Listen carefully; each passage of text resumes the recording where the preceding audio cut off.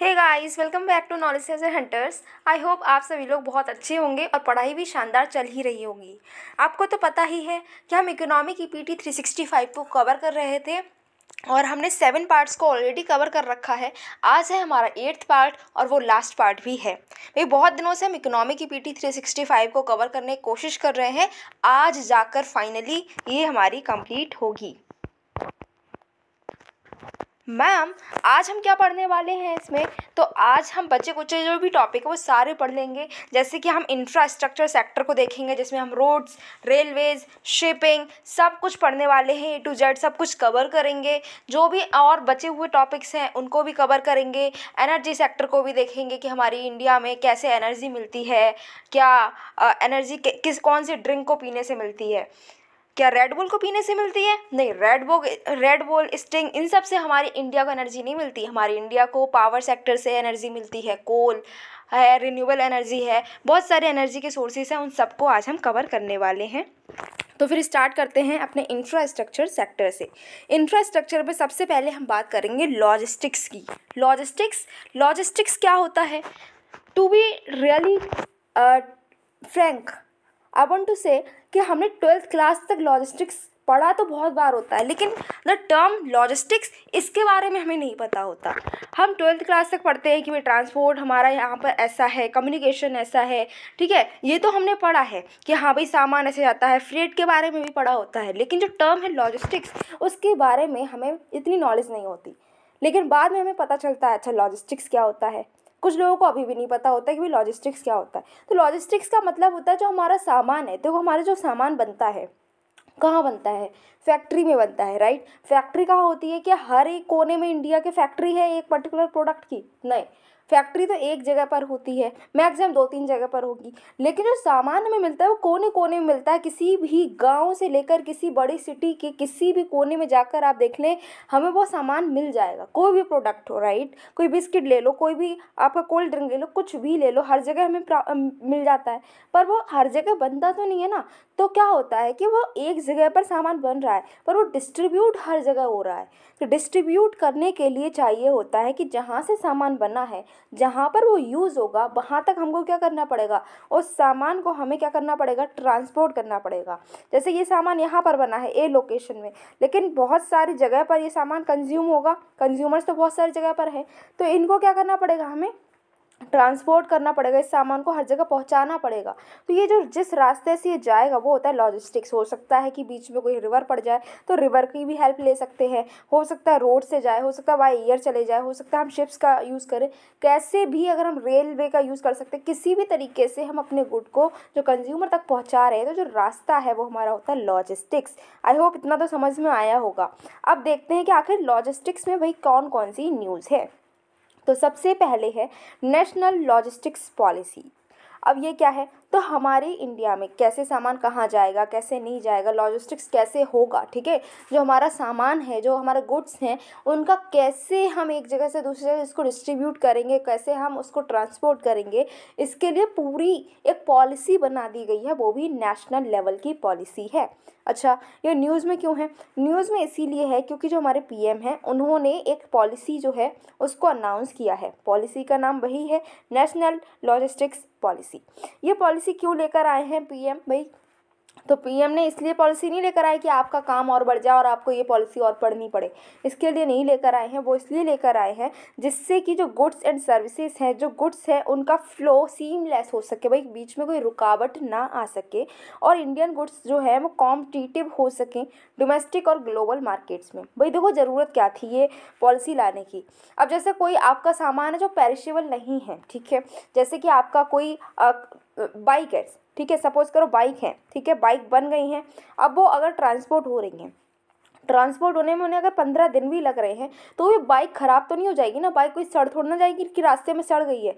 लेकिन अगर सपोज करो टोमेटो है, टोमेटो एक जगह पर प्रोड्यूस हुए हैं, लेकिन वो अगर कहीं और जा रहे हैं और दूसरी जगह पर वो काफ़ी लंबी दूरी को तय कर रहे हैं, ठीक है, अब उनकी क्या हो रहा है कि ट्रांसपोर्ट में ही उनका जो टाइम पीरियड है वो 5 दिन का लग रहा है, ठीक है। अब 5 दिन का टोमेटो का ट्रांसपोर्ट में ही टाइम लग गया, और टोमेटो जब वो आपके हार्वेस्ट हुए होंगे उसमें भी 2-3 दिन लग ही गए होंगे, तो क्या होगा, टोटल मिलाकर 6-7 दिन लग जाते हैं, ठीक है, एक जगह जहाँ से वो प्रोड्यूस हुए हैं और जहाँ पर वो कंज्यूम होंगे। इस बीच में कोई आपका बीच में रेफ्रिजरेटर भी नहीं है कि इतने बड़े बड़े रेफ्रिजरेटर में बैठ के टमाटो जा रहे हैं, नहीं, वो तो ऐसे ही जा रहे होंगे।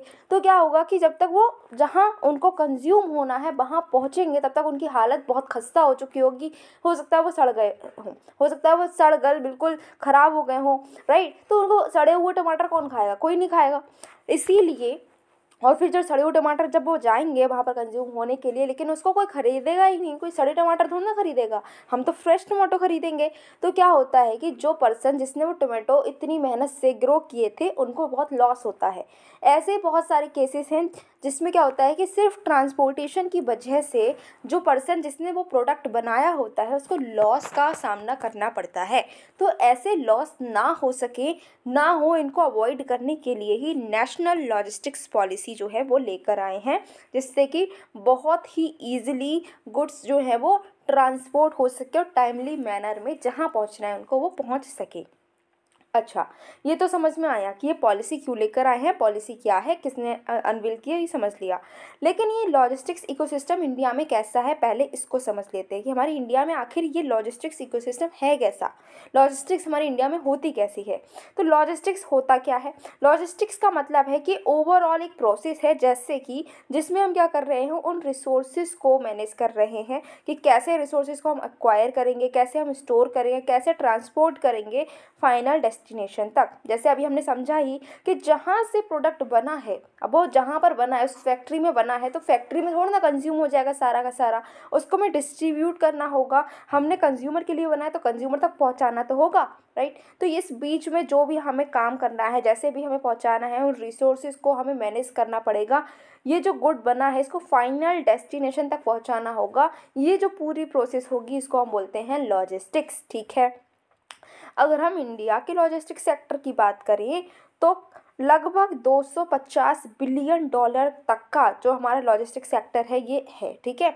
इसमें क्या होता है कि 250 बिलियन डॉलर हमने कमाए हैं लॉजिस्टिक्स सेक्टर से ही। जैसे आप ट्रांसपोर्ट करोगे तो फ्री में थोड़ा ना कोई ट्रांसपोर्ट करेगा, भाई फ्री में तो कोई काम करता ही नहीं, पैसा चाहिए होता है। तो हम अपने गुड को अगर कहीं पर ट्रांसपोर्ट करते हैं तो पैसा पे करते हैं ना, रुपए पे करते हैं। तो ऐसे ही जब रुपए पे किए गए हैं तो पता चला है कि हमारा जो लॉजिस्टिक्स सेक्टर है उसने कितने कमाए हैं 2021 में, 250 बिलियन डॉलर। और हम उम्मीद करते हैं कि जब 2025 तक हम पहुँचेंगे तब हम यहाँ से जो रुपए कमा रहे हैं वो हो जाएंगे, जो मनी हम यहाँ से कमा रहे हैं वो हो जाएगी 380 बिलियन डॉलर, ठीक है। इतना हम ग्रोथ अपने लिए मानकर चल रहे हैं। अब लॉजिस्टिक्स में हमारी क्या परफॉर्मेंस है, ठीक है, हमारा जो सिस्टम है वो कैसा है, इस पर रैंकिंग मिली है। तो ग्लोबल लॉजिस्टिक्स परफॉर्मेंस इंडेक्स 2018 में हमारी जो रैंकिंग है, वर्ल्ड बैंक ने ये रैंकिंग दी है, वो रैंकिंग है 44th।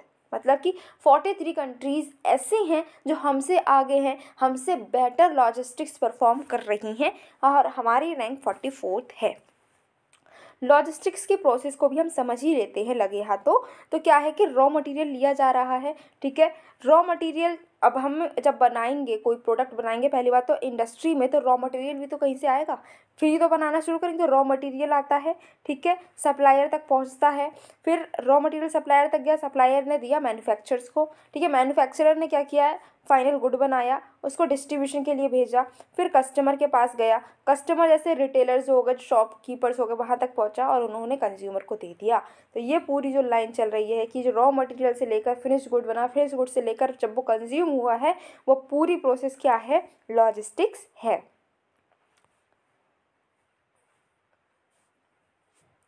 अब जो हमारी पॉलिसी जो लॉन्च हुई है इसके बारे में और डिटेल में समझते हैं। तो इस जो नेशनल लॉजिस्टिक्स पॉलिसी है इसके अगर हम विज़न की बात करते हैं तो विज़न क्या है, इसका विज़न है कि हम technologically enabled, integrated, cost efficient, resilient, sustainable, trusted logistic system बनाएंगे अपनी कंट्री में, जिससे कि सबका विकास हो सके, ठीक है, सबका इंक्लूसिव ग्रोथ हो सके। तो इंक्लूसिव ग्रोथ होने के लिए अच्छे से ट्रांसपोर्टेशन हो सके, किसी का लॉस ना हो, टाइमली हम अपना जो गुड्स बना रहे हैं वो ट्रांसपोर्ट कर सकें, टेक्नोलॉजी का यूज़ करेंगे हम इसमें, सबके साथ इंटीग्रेट करते हुए कॉस्ट एफिशिएंट मैनर में हम सस्टेनेबल तरीके से लॉजिस्टिक सिस्टम को बनाने के लिए ये पॉलिसी लेकर आए हैं। अब ये जो पॉलिसी है ये किन पिलर्स पर स्टैंड करती है, तो 4 ऐसे पिलर्स हैं जिन पर ये पॉलिसी बेस्ड है। क्या पिलर्स हैं, तो है यूनिफाइड लॉजिस्टिक्स इंटरफेस प्लेटफॉर्म। ये एक 3 टियर स्ट्रक्चर है जहाँ पर जितनी भी डिजिटल सर्विसेज हैं जो ट्रांसपोर्टेशन सेक्टर से रिलेटेड हैं उन सबको एक सिंगल पोर्टल पर लाने की बात की जा रही है। एक वेबसाइट बना दी जाएगी, उसी पर जितनी भी ट्रांसपोर्टेशन से रिलेटेड डिजिटल सर्विसेज प्रोवाइडेड हैं वो सब वहीं पर मिल जाएंगी। अलग अलग जाकर आपको अलग अलग वेबसाइट पर विजिट करने की ज़रूरत नहीं पड़ेगी। फिर है इंटीग्रेशन ऑफ डिजिटल सिस्टम। इसके अंडर क्या होगा कि 30 अलग अलग जो सिस्टम्स हैं 7 डिपार्टमेंट के, उनको एक साथ जोड़ दिया जाएगा। जैसे कि रोड ट्रांसपोर्टेशन हो गया है, रेलवे, कस्टम्स या फिर एविएशन या फिर आपका कॉमर्स डिपार्टमेंट, इन सबको जोड़ दिया जाएगा एक ही पोर्टल पर, एक ही सिस्टम में इनको ऐड कर दिया जाएगा। फिर है ईज़ ऑफ लॉजिस्टिक्स। ये क्या है, तो ये एक डिजिटल प्लेटफॉर्म होगा जिसमें इंडस्ट्री एसोसिएशंस जो हैं वो कोई भी ऑपरेशनल या फिर परफॉर्मेंस इशू को लेकर आ सकते हैं, इसमें शोकेस कर सकते हैं और गवर्नमेंट को वो शो कर सकते हैं, गवर्नमेंट को बता सकते हैं कि भाई हमें यहाँ पर ये प्रॉब्लम हो रही है, इसको आप सॉल्व कीजिए। उसके बाद में सिस्टम इम्प्रूवमेंट ग्रुप, ये क्या है, ये मॉनिटर करेगा जितने भी लॉजिस्टिक प्रोजेक्ट्स हैं उसको रेगुलरली ये मॉनिटर करता रहेगा कि भाई काम धाम जो चल रहा है वो ठीक से चल रहा है कि नहीं चल रहा है। ठीक है, तो ये 4 आपके जो पिलर्स हैं, ये किसके पिलर्स हैं, NLP के। NLP is what, it is national logistics policy. तो NLP है, इसमें क्या क्या इंक्लूडेड है, और पहले तो ये 4 पिलर्स हो गए। उसके बाद में है कॉम्प्रिहेंसिव लॉजिस्टिक्स एक्शन प्लान। एक एक्शन प्लान भी हमने बनाया है कि कैसे हम इस पॉलिसी को इम्प्लीमेंट करेंगे। जैसे कि हम टाइम टेबल बना लेते हैं कि हम इतने बजे उठेंगे, फिर इतना पढ़ेंगे, ये पढ़ेंगे, वो पढ़ेंगे, यहाँ जाएंगे, वहाँ जाएंगे, पूरी टाइम टेबल बना तो लेते हैं। टाइम टेबल बनाकर अगर हमने सामने पेस्ट भी कर ली है अपनी दीवार पर, जब तक हम उसको फॉलो नहीं करेंगे तो क्या वो टाइम टेबल बनाने का कोई फ़ायदा मिलेगा, नहीं मिलेगा। तो ज़रूरी तो ये है ना कि चाहे टाइम टेबल अच्छी बने या ना बने, पर उसको फॉलो करना बहुत ज़रूरी है। ऐसे ही ये पॉलिसी बन तो गई, लेकिन पॉलिसी बनाने का क्या फ़ायदा जब तक हम इसको इम्प्लीमेंट ना कर सकें। इसको इम्प्लीमेंट करना भी बहुत ज़्यादा इम्पॉर्टेंट है। तो इसको इम्प्लीमेंट करने के लिए ही एक एक्शन प्लान बनाया गया है, that is comprehensive logistics action plan. उसके बाद अगर हम बात करते हैं तो और क्या इसमें इंक्लूडेड है, इसमें इंक्लूडेड है इंटीग्रेट। ये जो आपकी एक्शन प्लान है इसमें 8 की एरियाज़ हैं। वो कौन कौन से की एरियाज़ हैं जिनकी हेल्प से ये जो आपकी पॉलिसी है इसको इम्प्लीमेंट किया जाएगा। तो integrated digital logistics system develop किया जाएगा, जिससे कि एक ऐसा सिस्टम बन सके जिसमें यूनिफाइड लॉजिस्टिक्स इंटरफेस प्रोवाइडेड हो। उसके बाद में स्टैंडर्डाइजेशन किया जाएगा किसका, फिजिकल एसेट्स का। जो भी आपके एसेट्स हैं, जो भी आपके ट्रांसपोर्टेशन में यूज़ होने वाले एसेट्स हैं, उन सबका एक पर्टिकुलर स्टैंडर्ड दिया जाएगा। उसको फॉलो करना ज़रूरी रहेगा कि जिससे कि क्वालिटी स्टैंडर्ड्स होंगे तो उसको फॉलो किया जाएगा, तो सर्विसेज भी क्वालिटी हो जाएंगी। फिर है लॉजिस्टिक्स ह्यूमन रिसोर्स डेवलपमेंट होगा, कैपेसिटी बिल्डिंग होगी, जिससे कि ह्यूमन रिसोर्स की हेल्प से हमारी जो लॉजिस्टिक्स है उसको भी इम्प्रूव किया जा सके। स्टेट गवर्नमेंट है उसका भी इंगेजमेंट होगा।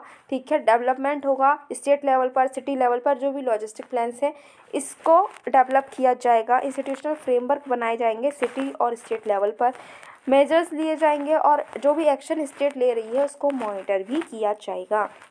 उसके बाद Exim logistics, export import logistics, जिससे कि आपका जो इंफ्रास्ट्रक्चर है या फिर उसमें जो भी आपकी कमी दिखने को मिल रही है कि कनेक्टिविटी में कुछ गैप रह जाते हैं उसको हम एड्रेस कर सकें, इसके लिए एक्जिम लॉजिस्टिक्स का भी साथ लिया जाएगा।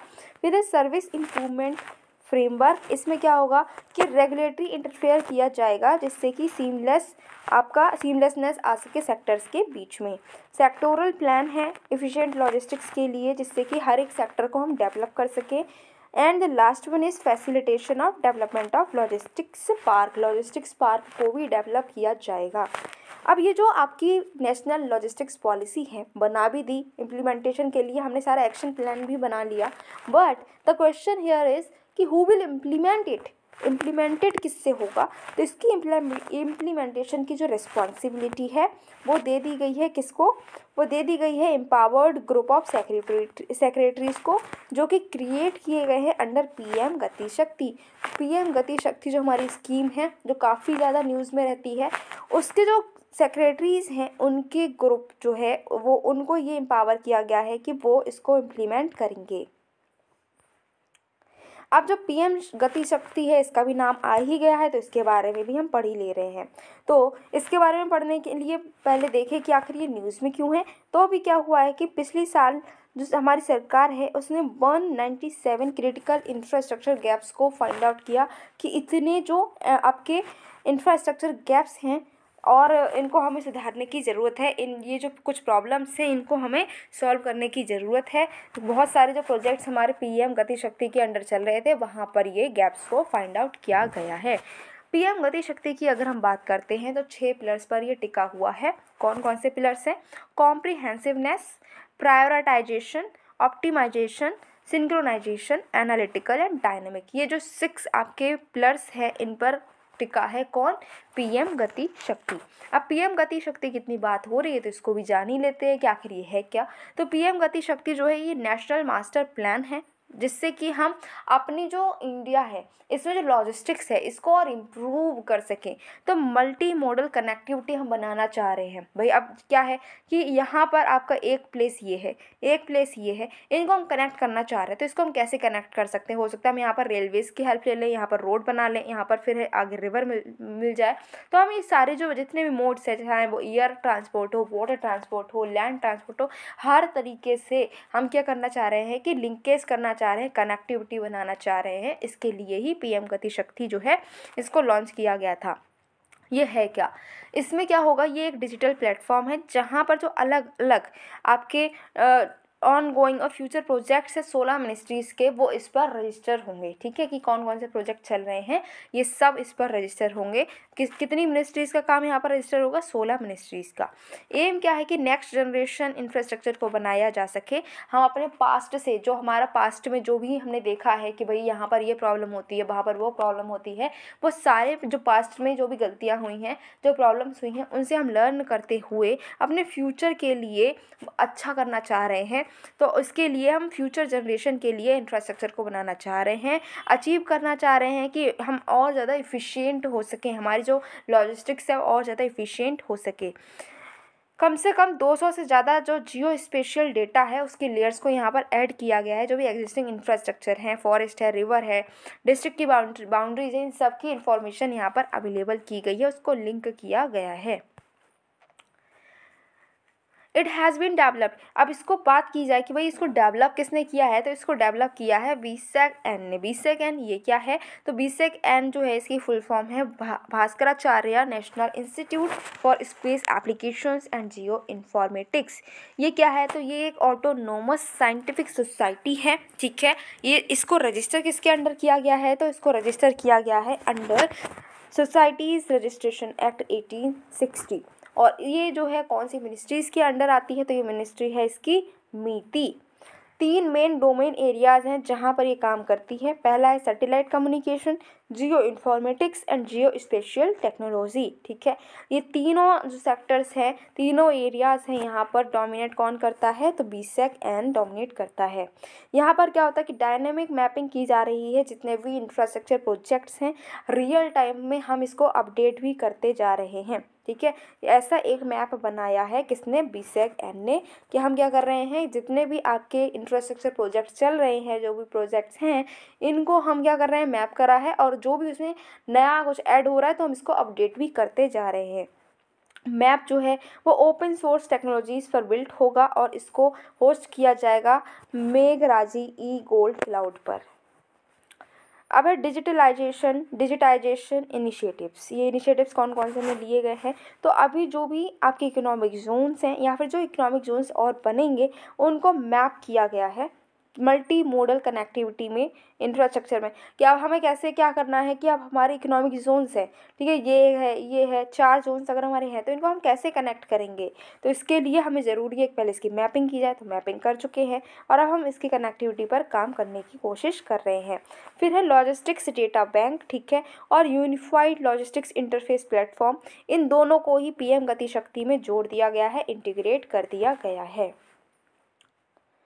अब है कि पीएम गति शक्ति जो नेशनल मास्टर प्लान है, इसकी गवर्नेंस कैसे होती है भाई, इसको कोई ना कोई गवर्न भी तो करेगा। हाँ, गवर्न करेंगे। तो कैसे गवर्न होती है ये, तो पहली बात तो ये किसके अंडर आता है आपको ये पता होना चाहिए। तो ministry of commerce and industry के अंडर लॉजिस्टिक्स आती है, आपको याद होना चाहिए।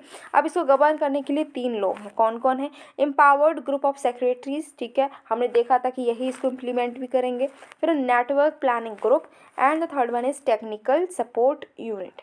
एम्पावर्ड ग्रुप ऑफ सेक्रेटरीज की अगर हम बात करें तो इसको हेड कौन करता है? इसको हेड करते हैं कैबिनेट सेक्रेटरीज। और इसमें और लोग कौन कौन होते हैं? तो स्पेशल सेक्रेटरी होते हैं logistics as the member convener, ठीक है। तो स्पेशल सेक्रेटरी होते हैं लॉजिस्टिक्स के, जो कि मेंबर कन्वेनर होते हैं, और दूसरे सेक्रेटरीज होते हैं जो कि मेंबर्स की तरह काम करते हैं। नेटवर्क प्लानिंग ग्रुप की अगर हम बात करते हैं तो ये जो है, इसमें जो नेटवर्क प्लानिंग डिवीजन है, इसके अलग अलग जो मिनिस्ट्रीज है उनके हेड जो हैं वो इसमें आते हैं, ठीक है। फिर टेक्निकल सपोर्ट यूनिट ये बनाई जाएगी लॉजिस्टिक डिवीजन के लिए, जिसमें बहुत सारी अलग अलग मिनिस्ट्रीज के रिप्रेजेंटेटिव्स यहाँ पर मौजूद रहेंगे। अब भाई इसके कुछ रिश्तेदार भी हैं, तो इसकी जो रिश्तेदार न्यूज़ है वो क्या है? रिलेटेड न्यूज़ है इसकी गति शक्ति विश्वविद्यालय। गति शक्ति विश्वविद्यालय GSV ये क्या है?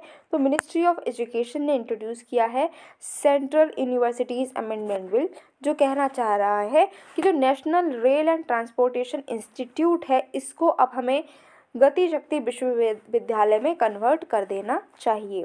गति शक्ति विश्वविद्यालय है, ये क्या एड्रेस करेगा? तो जो आपकी टैलेंट की ज़रूरत है हमें, ठीक है, स्ट्रैटेजिकली इम्पॉर्टेंट, और आपकी जो ट्रांसपोर्ट सेक्टर है इसको एक्सपेंड करने में हमें जो टैलेंट की ज़रूरत है, उस टैलेंट की ज़रूरत को ये पूरा करेगा। और जो भी डिमांड है कि हमें टैलेंटेड ट्रेंड लोग चाहिए हैं, जिससे कि हमारे इस सेक्टर में ग्रोथ और एक्सपेंशन हो सके, वो डिमांड भी यहाँ से पूरी हो जाएगी। नेक्स्ट टॉपिक क्या है? तो नेक्स्ट टॉपिक है हमारा logistics ease across different states LEADS 2022 report. तो ये रिपोर्ट क्या है और ये न्यूज़ में क्यों है, ये देखते हैं। तो ये न्यूज़ में इसीलिए है क्योंकि अभी जो ministry of commerce and industry हैं, इन्होंने रिलीज़ कर दिया है logistics ease across different states LEADS 22, ठीक है। तो ये रिपोर्ट जो है ये ministry of commerce and industry ने रिलीज़ की है।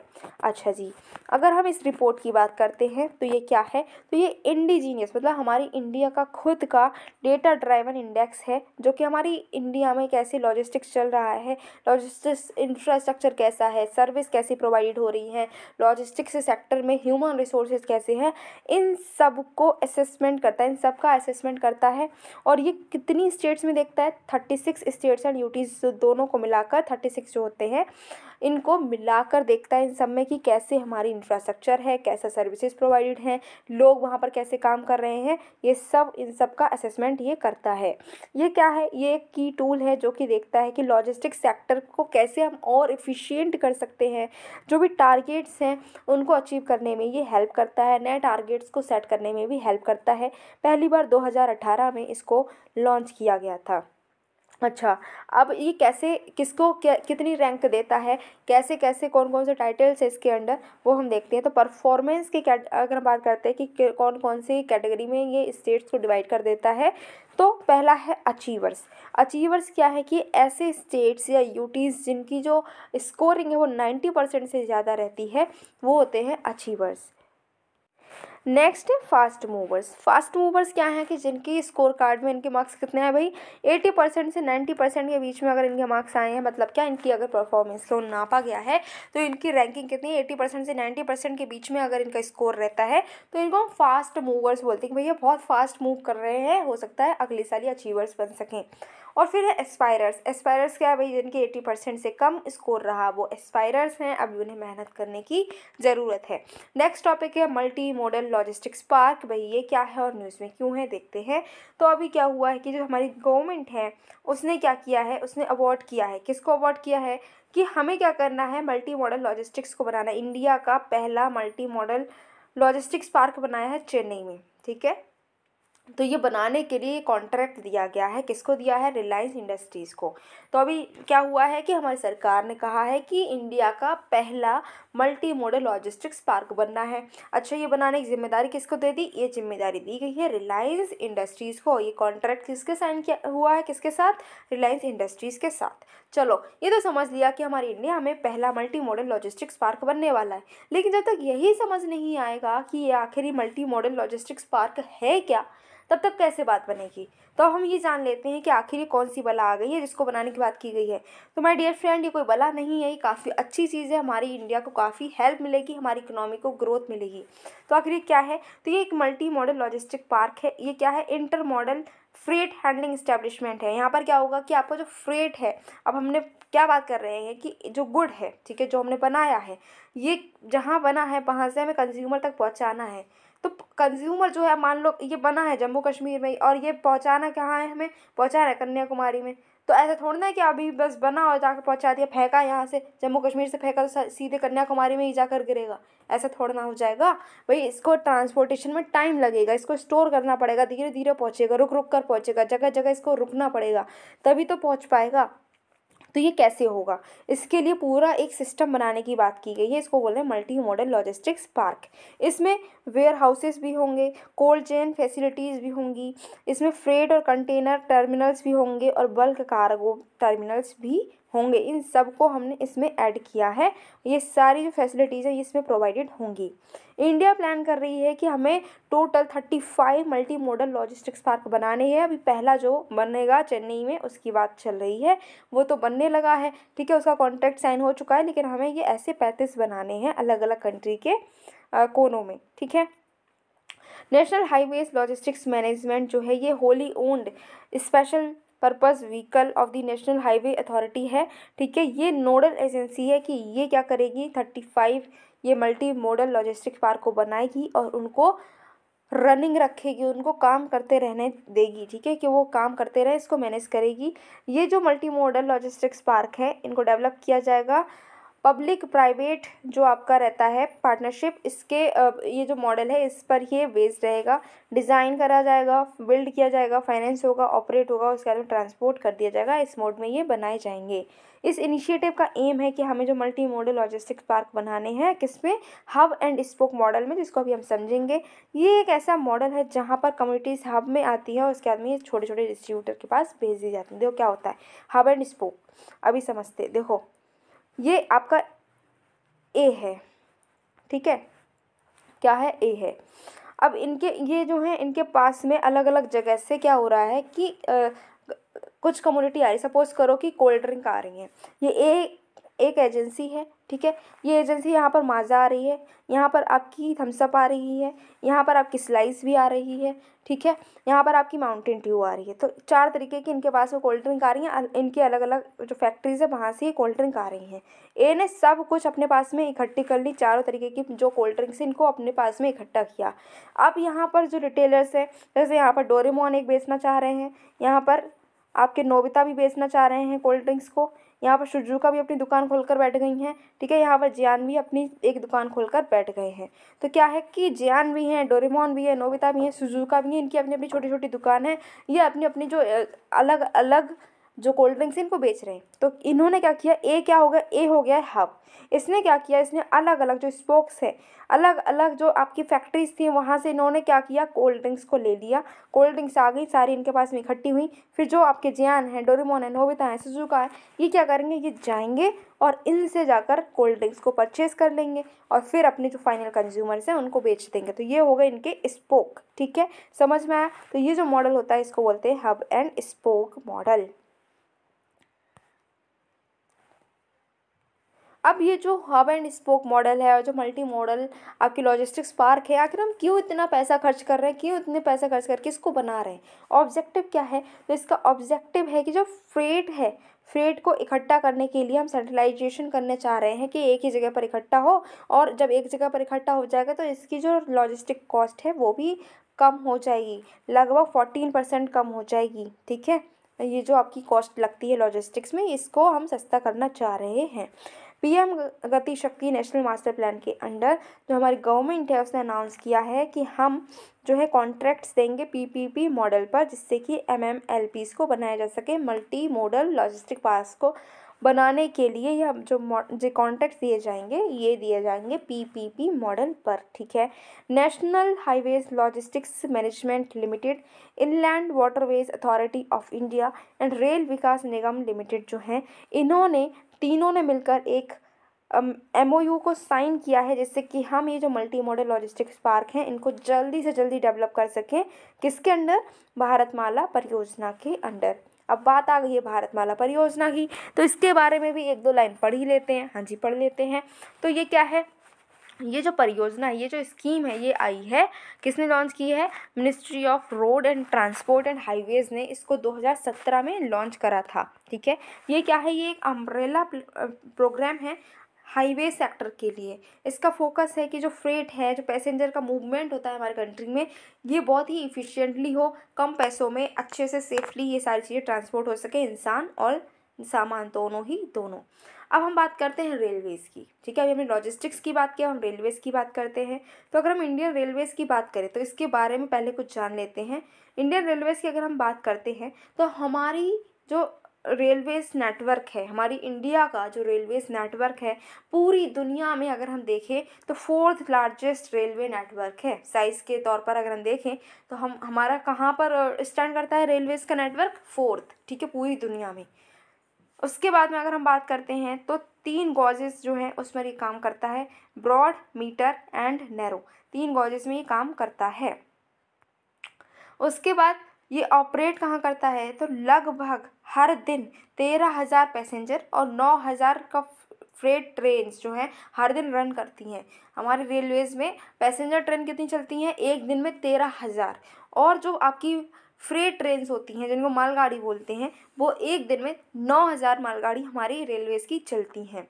17 जोन्स में डिवाइडेड है और उसके बाद में उनको भी सब जोन्स में डिवाइडेड किया गया है, क्योंकि इतना 4th लार्जेस्ट नेटवर्क है तो सिंगल जोन में तो ये डिवाइड नहीं होगा। 17 जोन्स, उसके बाद में छोटी छोटी और जोन्स बनाई गई हैं जिससे कि इसको इफ़िशिएंटली हम मैनेज कर सकें, वरना तो मैनेजमेंट इसका बहुत मुश्किल हो जाएगा।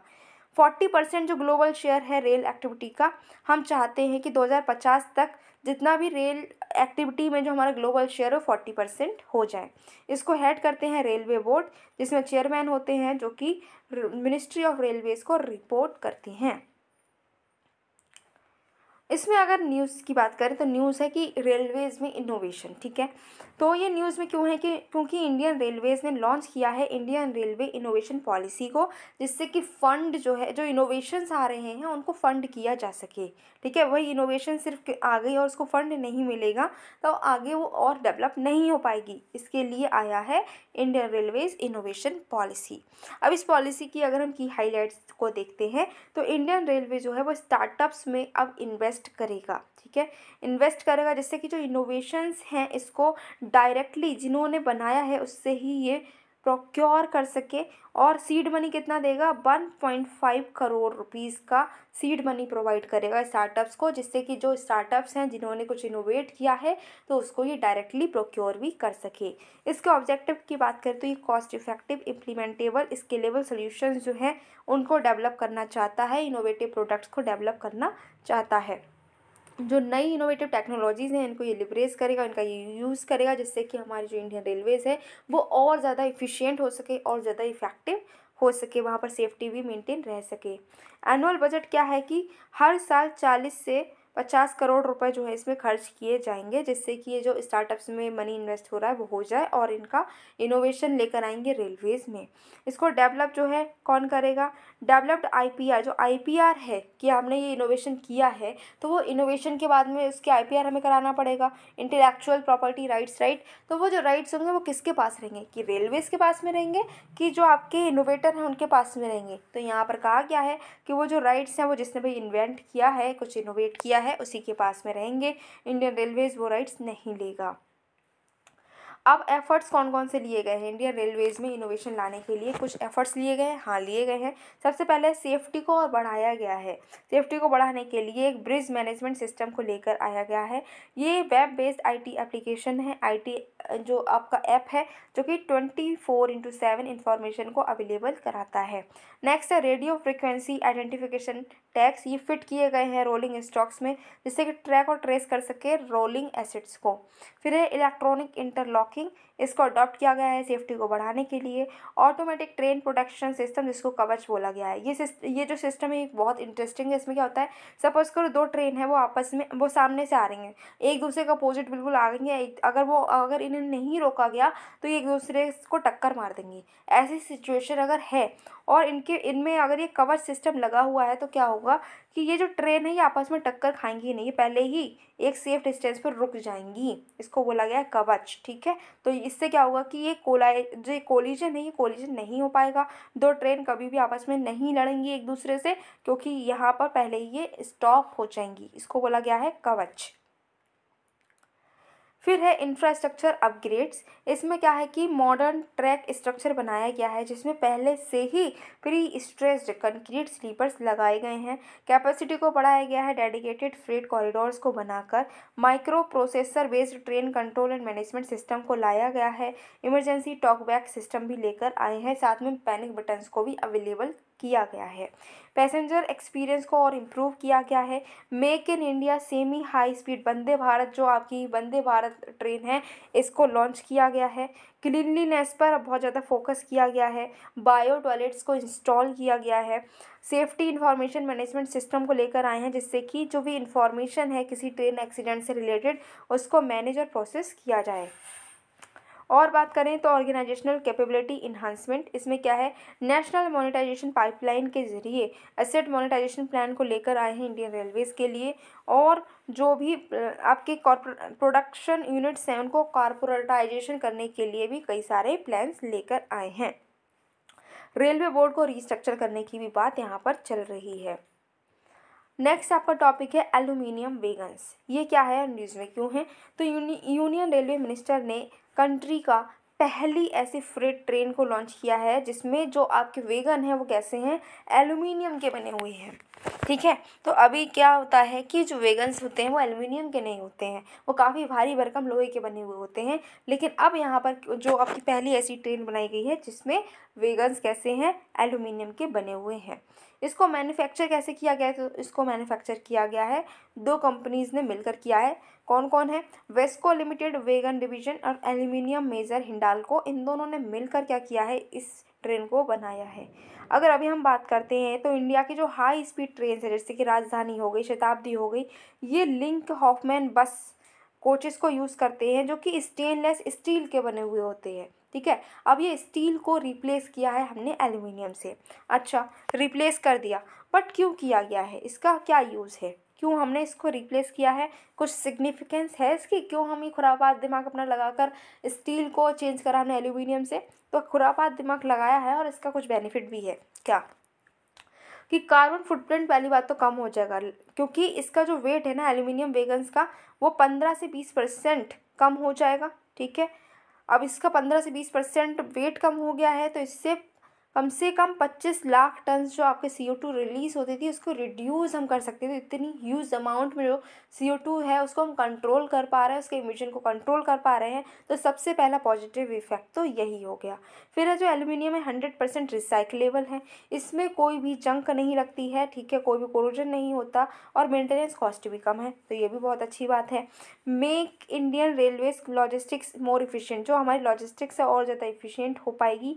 180 टन का एक्स्ट्रा पेलोड ये कैरी कर सकती है। ठीक है, और साथ ही साथ में मैन्युफैक्चर करने में भी इसको कम टाइम लगता है, प्रोडक्शन भी ज़्यादा से ज़्यादा हो पाए क्योंकि कम समय में ये ट्रेन बनकर तैयार हो जाएगी।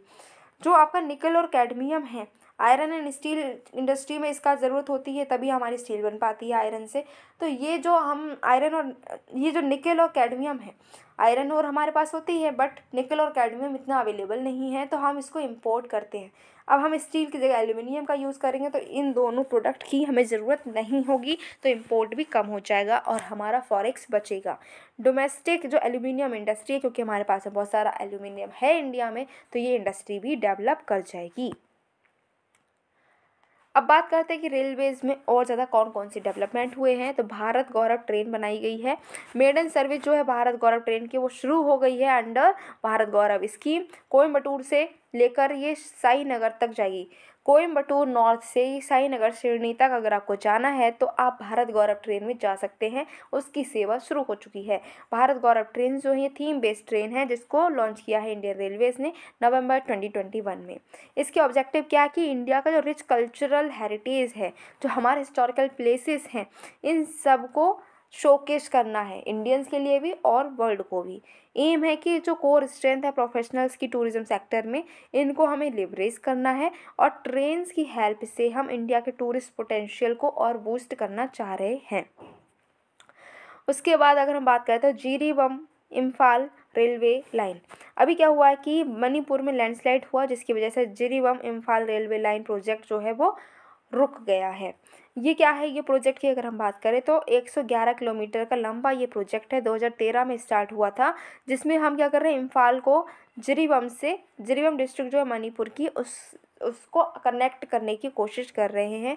ऐसा माना जा रहा है 2023 में ये कंप्लीट हो जाएगा। इसमें 46 टनल्स हैं, 12 किलोमीटर की सिंगल ट्यूब टनल है, नोनी ब्रिज है। ठीक है, ये वर्ल्ड का टॉलेस्ट रेल ब्रिज है अगर ये बन जाए तो। ठीक है, उसके बाद है वर्ल्ड्स हाईएस्ट रेलवे ब्रिज। अभी क्या हुआ है कि गोल्डन जॉइंट जो है, दो एंड जो है उसको कनेक्ट कर रहा है कि जो चेनाब रिवर पर एक रेलवे ब्रिज बन रहा है।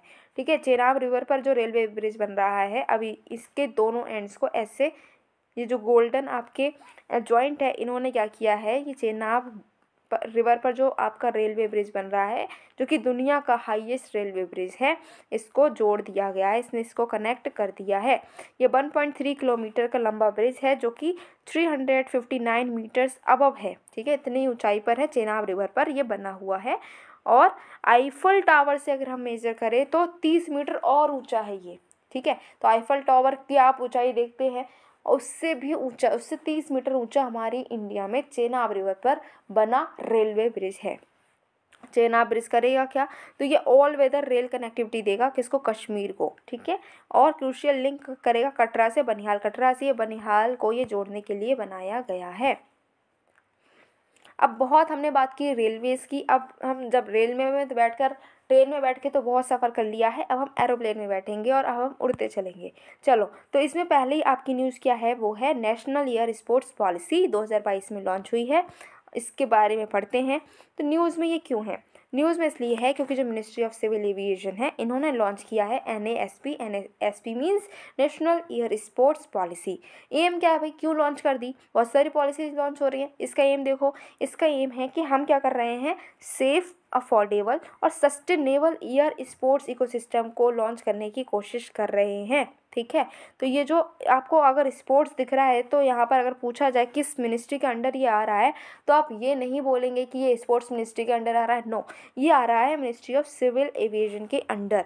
आपको स्पोर्ट्स को ना देखते हुए ईयर को देखना है, तब आपका आंसर ठीक होगा। अच्छा, ये जो पॉलिसी है लेकर आए हम, हाँ ले आए, तो ये पॉलिसी जो है, इसके ऑब्जेक्टिव्स क्या है, ऑब्जेक्टिव हैं कि हमको इंटरनेशनल गुड प्रैक्टिसेस जो है सेफ्टी में, उनको अडॉप्ट करना है। ठीक है, फिर क्या करना है कि पार्टिसिपेशन को बढ़ाना है। इंडियन स्पोर्ट्स पर्सन है वो ग्लोबल एयर स्पोर्ट्स में पार्टिसिपेट कर सकें और जीत कर भी आ सकें, ऐसा हमें करना है। फिर है डिज़ाइन, डेवलपमेंट और मैन्युफैक्चर करना है एयर स्पोर्ट्स इक्विपमेंट को इंडिया में आत्मनिर्भर भारत अभियान के अंडर। इसका विजन है कि इंडिया को हम टॉप एयर स्पोर्टिंग नेशंस की लिस्ट में शामिल करना चाहते हैं 2030 तक, क्योंकि हमें पता है कि स्पोर्ट्स का जब भी मामला होता है तो हमारी इंडिया भी पीछे रह जाती है। तो अब हम अपनी इंडिया को स्पोर्ट्स के एरिया में भी और आगे बढ़ाना चाहते हैं, इसीलिए एयर स्पोर्टिंग नेशन जो है, टॉप जो एयर स्पोर्टिंग नेशंस है, उसमें हम इंडिया का भी नाम लेकर आना चाह रहे हैं। इसके अंडर 11 एयर स्पोर्ट्स से उनको इंक्लूड किया गया है, उनको प्रमोट किया जाएगा। कौन कौन सी है, तो एरोबेटिक्स है, aero modelling, rocketry, ballooning, parachuting, paragliding, paramotoring, ऐसे जो टोटल 11 एयर स्पोर्ट्स हैं जिसको हम प्रमोट करने की कोशिश कर रहे हैं और लोगों को एनकरेज करेंगे कि वो उसमें पार्टिसिपेट करें। अब ये जो पॉलिसी है, इसमें 11 ये जो भी एयर स्पोर्ट्स हैं, इनको कवर किया जाएगा, ये तो हमने देखा। लेकिन इसमें 4 जो टीयर की गवर्नेंस स्ट्रक्चर भी प्रोवाइडेड है, जो कि काम करेंगे किसके साथ में, air sports federation of India, जो कि इसकी एपेक्स गवर्निंग बॉडी होगी। तो air sports federation of India इसकी एपेक्स गवर्निंग बॉडी है, ठीक है। इसमें गवर्नेंस की जाएगी और 11 एयर स्पोर्ट्स को गवर्न करेंगे, उनको प्रमोट किया जाएगा। अब जो ये 4 टियर गवर्नेंस स्ट्रक्चर है इसको हम समझते हैं। इसमें कौन है, पैराग्लाइडिंग एसोसिएशन ऑफ इंडिया। देखो अभी हम देख रहे हैं कि सबसे टॉप पर कौन है, एपेक्स गवर्निंग बॉडी है air sports federation of India. इसके अंडर 4 और बॉडीज आएंगी, जैसे कि paragliding association of India, sky diving association of India, aero modelling association of India and the other air sports association. ये सब किसके अंडर हैं, air sports federation of India के अंडर हैं। उसके बाद में Tamil Nadu sky diving association, Maharashtra sky diving association, north eastern region sky diving association और अदर रीजन, ठीक है। फिर sky diving Mumbai, Pune, Nagpur city से, ये जो है इनको चाहे आप इग्नोर भी कर दें, लेकिन ये आपको याद इतना रखना ही पड़ेगा। ओके, अब ये जो है air sports federation of India, ये ऑटोनोमस बॉडी है, किसके अंडर है, MCA के under, ministry of civil aviation के अंडर है। ये रिप्रेजेंट करती है इंडिया को कहाँ पर, फेडरेशन एरोनॉटिक इंटरनेशनल में, जिसका हेडक्वार्टर है लौजाने में, ठीक है। लुजान में जो कहाँ है आपका, स्विट्ज़रलैंड में है, ठीक है।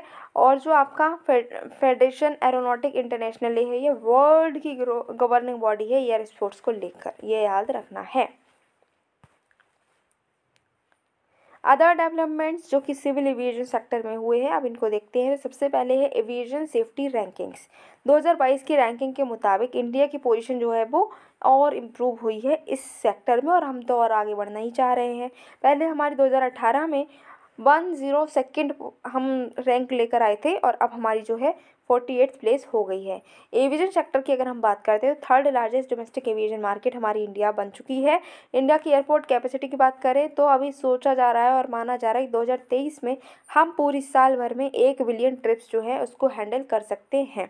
रैंकिंग्स जो हैं एविएशन सेफ्टी रैंकिंग्स, ये कौन रिलीज़ करता है, तो इंटरनेशनल सिविल एविएशन ऑर्गेनाइजेशन इसको रिलीज़ करता है। 187 कंट्रीज़ को रैंक किया जाता है और टॉप पर सिंगापुर रहा था।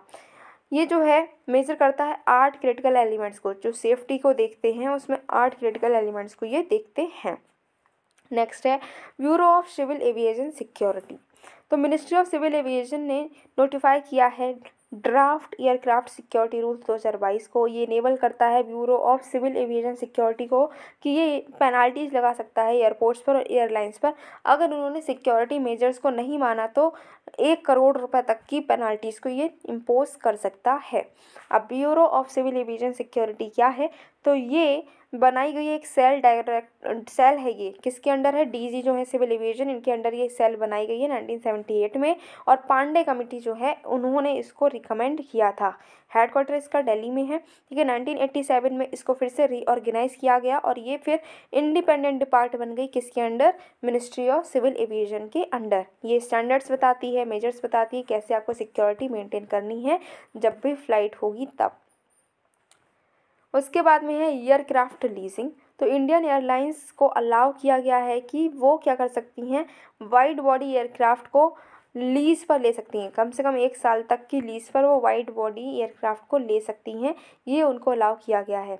अब जो वेट लीज़ क्या होती है, वेट लीज़ का मतलब होता है कि प्लेन की रेंटिंग होना, ठीक है, प्लेन को किराए पर ले लेना, साथ ही साथ में उसमें जो क्रू है, इंजीनियर्स हैं, उनको भी किराए पर ले लेना, ठीक है। इसको हम बोलते हैं वेट लीज़, ठीक है, टेक्निकल टर्म है।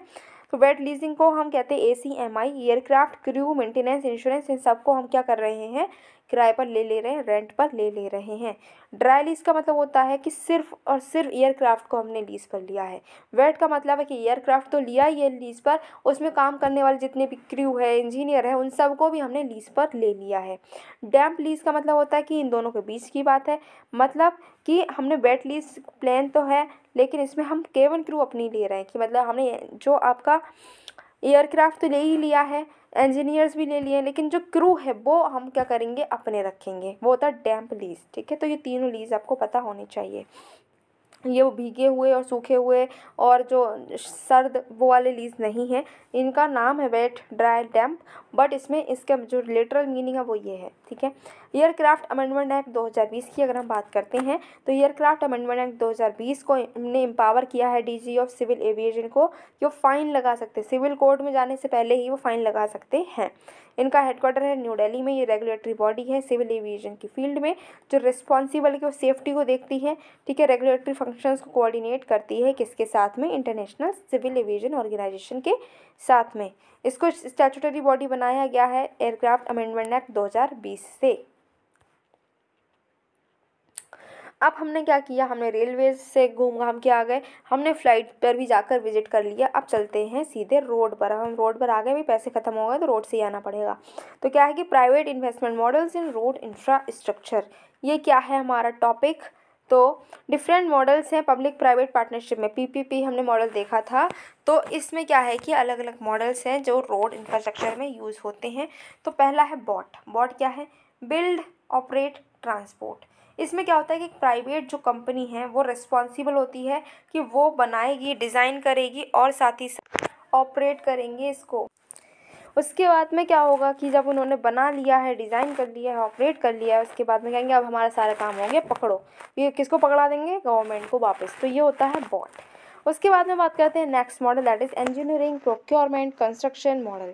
इसमें क्या होता है, पूरी तरीके से जितना भी कॉस्ट लगती है, जितना पैसा लगता है, वो बॉन्ड किया जाता है किसके द्वारा, गवर्नमेंट के द्वारा, ठीक है। गवर्नमेंट इनवाइट करती है इंजीनियरिंग नॉलेज को प्राइवेट प्लेयर से कि आप बना दीजिए, पैसा सारा हम लगा देंगे। ये होता है आपका क्या, ये होता है ईपीसी मॉडल। दूसरे मॉडल जो बहुत ज़्यादा इंटरेस्टिंग है और जो बहुत ज़्यादा यूज़ होते हैं वो है आपका हाइब्रिड एन्युटी मॉडल। इसमें क्या होता है कि ये एक मिक्स है जिसमें ईपीसी 40% रहता है और बॉट रहता है 60%, ठीक है। बॉट और ईपीसी दोनों को मिलाकर के बनाया गया है हाइब्रिड एन्युटी मॉडल। इसमें क्या होता है कि 40% जो कॉस्ट है वो गवर्नमेंट देती है, 60% जो भी आपको बना रहा होता है उसको वो वेयर करता है। टोल फी जो है वो कौन कलेक्ट करता है, गवर्नमेंट, सरकार जो है वो टोल को कलेक्ट करती है, इसमें याद रखना है। दूसरे पॉपुलर मॉडल्स कौन कौन से हैं, तो बिल्ड लीज ट्रांसफ़र। इसमें क्या होता है कि जो आपको बनाया जो भी आपकी जो रोड है उसको बनाया जाएगा, फिर उसको लीज़ किया जाएगा और गवर्नमेंट को ट्रांसफ़र कर दिया जाएगा। जो भी फैसिलिटी, जब इन्वेस्टमेंट रिकवर हो जाएगा फिर सरकार को दे दिया जाएगा। पहले बनाया जाएगा, फिर इसको लीज़ पे दिया जाएगा, फिर ट्रांसफ़र कर दिया जाएगा। टोल ऑपरेट ट्रांसफ़र, ये क्या है, ये एक ऐसा मॉडल है जिसमें ऑपरेशनल नेशनल हाईवेज प्रोजेक्ट हैं उनको मोनेटाइज करने की बात की गई है, जहाँ पर इन्वेस्टर्स जो हैं वो लमसम पेमेंट दे देते हैं, ठीक है। Long term toll collection rights ले लेते हैं, पहले ही पैसा दे देते हैं। जो भी बना रहा होता है वो पहले ही बहुत सारा पैसा दे देता है, लमसम पैसे दे देते हैं और उसके बाद में टोल को कलेक्ट करते हैं लॉन्ग टर्म में। लीज डेवलप ऑपरेट ट्रांसफ़र, ये क्या है, ये मॉडल है जहाँ पर लमसम पेमेंट जो है दिया जाता है लॉन्ग टर्म टोल कलेक्शन के साथ में, ठीक है। तो दोनों ही ये एक जैसे ही दिख रहे हैं यहाँ पर। अब और क्या क्या डेवलपमेंट हुए हैं इस सेक्टर में, तो प्री कास्ट कंक्रीट पॉलिसी, ये क्या है, तो ministry of road transport highways ने ये मैंडेटरी कर दिया है कि फैक्ट्री को यूज़ करना है, फैक्ट्री जो है वो यूज़ करेगी manufactured pre cast concrete elements को प्रोजेक्ट्स में। अगर उसकी प्री कास्ट फैक्ट्री है 100 किलोमीटर के रेडियस के आसपास में प्रीकास्ट फैक्ट्री है, तो जो भी फैक्ट्री है उसको ये प्रीकास्ट कंक्रीट एलिमेंट्स का ही यूज़ करना होगा, ठीक है। उसके बाद में है प्रीकास्ट कंक्रीट क्या होता है, तो ये कंक्रीट का एक जो सीमेंट है उसके एक फॉर्म होता है जहाँ जिसको तैयार किया जाता है, कास्ट किया जाता है, क्योर किया जाता है ऑफसाइड कंट्रोल फैक्ट्री इन्वायरमेंट में, ठीक है, रीयूजेबल मोल्ड्स के यूज़ करते हुए। प्रीकास्ट फैक्ट्री जो है उसको वो सर्टिफाइड होनी चाहिए क्वालिटी काउंसिल ऑफ इंडिया से। फिर automotive industry standard, ministry of road transport and highway ने इशू किया है एक ड्राफ्ट अमेंडमेंट, जिससे कि जो टेक्निकल रिक्वायरमेंट्स हैं AIS 145 के अंडर उनको अमेंड करने के लिए, उनको मॉडिफाई करने के लिए ये अमेंडमेंट इशू किया गया है। ड्राफ्ट अमेंडमेंट जो है वो रिप्लेस करेंगे प्रोविज़न किसके लिए, सीट बेल्ट अलार्म्स के लिए, ड्राइवर एंड को ड्राइवर के लिए। किससे रिप्लेस कर रहे हैं, driver and all other front facing seat occupants के साथ में इसको रिप्लेस किया जा रहा है। Seat belt alarms for driver and front row को पैसेंजर वर ये इनको मैंडेटरी किया गया था 2019 में, ठीक है। और उसके आगे हम देखें तो जेनेवा कन्वेंशन जो है वो न्यूज़ में आ गई है। तो ministry of road transport and highways ने नोटिफिकेशन को इशू किया है, किस बात के लिए, कि जो आपकी इशुएंस है इंटरनेशनल ड्राइविंग परमिट को इशू किया जाता है, इसके लिए एक स्टैंडर्ड प्रोसेस होनी चाहिए, ठीक है। जेनेवा कन्वेंशन क्या है, तो ये इंटरनेशनल ट्रीटी है जो प्रमोट करती है कि आपको इंटरनेशनल रोड ट्रैफिक में कैसे सेफ्टी को मेंटेन करना है और इसको कैसे डेवलप करना है। कुछ रूल्स एंड रेगुलेशंस इसने बनाए हैं। उसके बाद है भारत सीरीज़।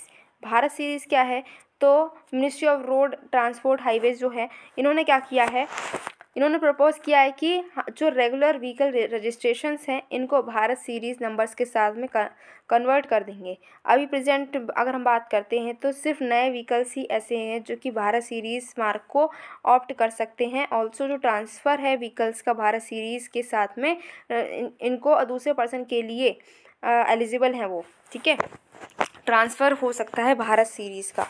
भारत सीरीज़ को इंट्रोड्यूस किया गया था, भारत सीरीज़ को जब इंट्रोड्यूस किया गया था जिससे क्या हो सकता है, जो व्हीकल्स है उसका सीमलेस ट्रांसफ़र हो सकता है अक्रॉस स्टेट्स, ठीक है। फ्री व्हीकल ओनर जो हैं वो री रजिस्ट्रेशन करा सकते हैं। जो री रजिस्ट्रेशन प्रोसेस है इससे व्हीकल ओनर्स को फ्री करने की भी बात की गई है। जब वो एक स्टेट से एक यूटी से दूसरी जगह जाते हैं तो उनको फिर से रजिस्ट्रेशन कराने की ज़रूरत नहीं है, ऐसा इसमें बोला गया है। ये वॉलंटरी है, आप चाहें तो कराएं, ना चाहें तो ना कराएं। जो भी वर्किंग सर्टिफिकेट है वो सबमिट करना पड़ता है, प्राइवेट सेक्टर एम्प्लॉयज़ जो है वो सबमिट करेंगे जिससे कि इसका मिसयूज़ ना हो सके। अब हम देखते हैं शिपिंग इंडस्ट्री के बारे में। सबसे पहले है लैंडलॉर्ड पोर्ट मॉडल। तो ये न्यूज़ में क्यों है, क्योंकि जवाहरलाल नेहरू पोर्ट जो है वो इंडिया का पहला 100% landlord major port of India बन चुका है। तो ये कौन सा मॉडल है जो न्यूज़ में है, इंडिया के पोर्ट्स की अगर हम बात करें और लैंडलॉर्ड पोर्ट मॉडल की अगर हम बात करते हैं तो इंडिया के जो पोर्ट्स हैं वो मेजर भी हैं और माइनर भी हैं। मेजर पोर्ट्स जो हैं उनको यूनियन गवर्नमेंट हैंडल करती है और माइनर पोर्ट्स को स्टेट गवर्नमेंट जो है वो हैंडल करती है। किसके अंडर, इंडियन पोर्ट्स एक्ट 1908 के अंडर। लैंडलॉर्ड पोर्ट मॉडल की बात करें तो इसमें क्या होता है, मिक्स्ड होता है, किसका, पब्लिक प्राइवेट ओरिएंटेशन इसमें होता है, दोनों का ही इसमें भागीदारी होती है। इसके अंडर क्या होता है कि पोर्ट अथॉरिटी जो है वो रेगुलेटरी बॉडी की तरह काम करती है और लैंडलॉर्ड के तरीके से काम करती है। कौन, पोर्ट अथॉरिटी, ठीक है। जब पोर्ट ऑपरेशन जो हैं वो होते हैं, जबकि जो पोर्ट ऑपरेशन है वो कौन करता है, प्राइवेट कंपनीज। मतलब क्या कि रेगुलेशन कौन कर रहा है, रेगुलेशन कर रहा है पोर्ट अथॉरिटी, और पोर्ट में जो भी काम धाम हो रहे हैं वो कौन देखता है, प्राइवेट कंपनीज। इसका एम है कि जो डिसीजन मेकिंग है उसको डिसेंट्रलाइज किया जा सके और गवर्नेंस में प्रोफेशनलिज्म को लेकर आया जा सके। और मॉडल्स कौन से हैं पोर्ट्स के मामले में, तो सर्विस पोर्ट मॉडल है, जहाँ पर जो पोर्ट अथॉरिटी है वो लैंड को ओन करती है, जितने भी एसेट्स हैं वो सब रहते हैं किसके, प्राइवेट के, ठीक है। वहीं पर अदर की बात करें तो टूल है, टूल पोर्ट मॉडल, जहाँ पर पोर्ट अथॉरिटी के पास में जितने भी पोर्ट इंफ्रास्ट्रक्चर को वो ओन करते हैं, डेवलप करते हैं, मेंटेन करते हैं, ठीक है। कॉर्पोरेटाइज पोर्ट्स क्या हैं, पोर्ट्स जो हैं और पूरी तरीके से प्राइवेटाइज कर दिए जाते हैं। नेक्स्ट न्यूज़ है national centre for excellency for green port and shipping. ये क्यों है न्यूज़ में, तो ministry of ports shipping and waterways ने लॉन्च कर दिया है NCOEGPS को, मतलब national centre of excellency for green port, ठीक है, सर्विसेज। तो ये क्या है, तो ये एक्ट करेगा टेक्नोलॉजिकल आर्म, ठीक है, MOPSW की, और काम करेगा किसके अंडर, सागरमाला प्रोग्राम के अंडर। जो मिनिस्ट्री ऑफ पोर्ट्स शिपिंग है वाटरवेज है इसके अंडर इसका ये टेक्नोलॉजिकल आर्म रहेगा और सागरमाला प्रोग्राम के अंडर ये काम करेगा। इसका एम क्या है, तो इसका एम है कि ये डेवलप करेगा रेगुलेटरी फ्रेमवर्क को और टेक्नोलॉजी अडॉप्शन करेगा, ऑल्टरनेट करेगा, रोड मैप बनाएगा ग्रीन शिपिंग के लिए। मतलब क्या है कि कार्बन न्यूट्रलिटी की तरफ हम बढ़ सकें और सर्कुलर इकोनॉमी को प्रमोट किया जा सके। इसके लिए हम इस तरीके की टेक्नोलॉजीज़ को अडॉप्ट करना चाहते हैं जो कि ग्रीन है। ग्रीन शिपिंग का मतलब क्या होता है? क्या शिप को हम ग्रीन कलर से पेंट कर देंगे वो होती है ग्रीन शिपिंग? नहीं, वो ग्रीन शिपिंग नहीं है। ग्रीन शिपिंग का मतलब क्या है कि जब लोग हैं, गुड्स हैं, उनको हम इस तरीके से ट्रांसपोर्ट कर रहे हैं शिप्स के ज़रिए जिससे कि रिसोर्सेज का कम से कम यूज़ हो रहा है, एनर्जी का कम से कम यूज़ हो रहा है, इन्वायरमेंट में ग्रीन हाउस गैसेस का रिलीज़ कम हो रहा है और पॉल्यूटेंट्स जो हैं उनको हम कम से कम जनरेट कर रहे हैं। ऐसा जब हम शिपिंग करते हैं तो उसको हम ग्रीन शिपिंग कहते हैं। मेन सोर्स जो CO2 कहाँ से निकलती है? शिप ऑपरेशंस हो रहे हैं तो इसमें CO2 कहाँ से निकल आती है? तो जो फॉसिल फ्यूल्स को हम जब कंबस्ट करते हैं इंजन्स में या फिर जो दूसरे इंजन्स में या फिर बॉयलर्स में, इंसिनेटर्स में, यहाँ सबसे क्या होता है? CO2 निकलती है। इंडिया की जो मैरीटाइम इंडिया विजन 2030 है, इसका एम है कि रिन्यूएबल एनर्जी के शेयर हमें बढ़ाना है मेजर पोर्ट्स में लगभग 60% तक। कब तक की बात हो रही है? 2030 तक। और कौन कौन से डेवलपमेंट्स हुए हैं शिपिंग इंडस्ट्री में? तो national time release study NTRS को रिलीज़ किया गया है। ये जो है अभी किसने रिलीज़ किए है? तो central board of indirect taxes and customs ने इसको रिलीज़ किया है। ये प्रेजेंट करेगी annual report of cargo and clearance process, ठीक है, 4 कैटेगरी के पोर्ट्स के लिए: sea port, inland container depot, air cargo complexes और इंटीग्रेटेड चेक पोस्ट। यहाँ पर क्या करेगी? ये कार्गो क्लियरेंस प्रोसेस को की रिपोर्ट को सबमिट करेगी, ठीक है। टाइम रिलीज जो स्टडी है ये परफॉर्मेंस मेजरमेंट टूल है जिसमें कार्गो क्लियरेंस की जो प्रोसेस है उसको असेस किया जाता है। इंटरनेशनल ट्रेड का जो भी कार्गो क्लियरेंस है उसको, ठीक है, रिकमेंड किया था WTO ने under trade facilitation agreement and world custom organization, दोनों ने मिलकर इसको रिलीज़ किया है। उसके बाद में है आपका international convention on standards of training, certification and watch keeping of for seafarers 1978। अभी हुआ क्या है कि इंडिया और ईरान ने एक MOU को साइन किया है जिससे कि जो सी फेयरर्स है उनका स्मूथ मूवमेंट हो सके इन दोनों कंट्रीज़ के बीच में। इस कन्वेंशन की अगर हम बात करें तो मल्टीलेटरल ये कन्वेंशन है जिसमें बेसिक रिक्वायरमेंट्स को इस्टेब्लिश किया जाता है कि किस तरीके से हम सी फेयरर्स को ट्रेन करेंगे, सर्टिफाई करेंगे और वॉच कीपिंग करेंगे उनकी इंटरनेशनल लेवल पर। इसको 1978 में अडॉप्ट किया गया था, 1984 में ये फोर्स में आया है। इंडिया ने भी 1984 में इसको नोटिफाई किया है और हमारी इंडिया में 1985 से ये इफेक्टिव है, ठीक है। इसको इम्प्लीमेंट कौन करता है? तो इसको इम्प्लीमेंट करता है इंटरनेशनल मैरीटाइम ऑर्गेनाइजेशन जो कि 1948 में बना, हेडक्वार्टर इसका जनेवा में है। अब की कंसेप्ट्स और इन्फॉर्मेशन जो कि इंफ्रास्ट्रक्चर पर है, अब हम उसको देख लेते हैं। तो infrastructure status to data centres, ठीक है, ये क्या है? तो गवर्नमेंट ने भी अकॉर्ड किया है infrastructure status to data centres की जो 5 मेगावाट कैपेसिटी है IT लोड की, ऐसे डेटा सेंटर्स का स्टेटस जो है उन्होंने इसको अकॉर्ड किया है। डेटा सेंटर क्या होता है? डेटा सेंटर में हार्मोनाइज मास्टर लिस्ट है इंफ्रास्ट्रक्चर सब सेक्टर्स की, ठीक है। ये डेडिकेटेड सिक्योर स्पेस होता है जहाँ पर सेंट्रलाइज लोकेशन, इसमें एक सेंट्रलाइज लोकेशन होती है, डेडिकेटेड सिक्योर स्पेस होता है जहाँ पर कंप्यूटिंग और नेटवर्किंग इक्विपमेंट को इकट्ठा किया जाता है, ठीक है। नेटवर्क इंफ्रास्ट्रक्चर को प्रोवाइड किया जाता है, स्टोरेज इंफ्रास्ट्रक्चर, कंप्यूटिंग रिसोर्सेज सबको ये प्रोवाइड करता है। इंडिया का biggest hyper scale data centre कौन सा है? तो योटा D1 है जो कि ग्रेटर नोएडा में है। नेक्स्ट है national real estate development council NAREDCO, ये क्या है? तो ये बनाई गई है एक फाइनेंस कमेटी के तरीके से बनाई गई है इसको, जिससे कि मेंबर डेवलपर्स जो है उनको ईजिली फंड मिल सके बैंक से और फाइनेंशियल इंस्टीट्यूशन से। ये एक ऑटोनोमस सेल्फ रेगुलेटरी बॉडी है, 1999 में इसको इस्टेब्लिश किया गया था, किसके under? Ministry of housing and urban affairs के अंडर, ठीक है। ये एक्ट करती है कि ये premier real estate government industry association है इंडिया का और union minister for housing and urban affairs जो है इसका चीफ पेट्रोन है। नेक्स्ट है smart solutions for and inclusive cities awards 2022।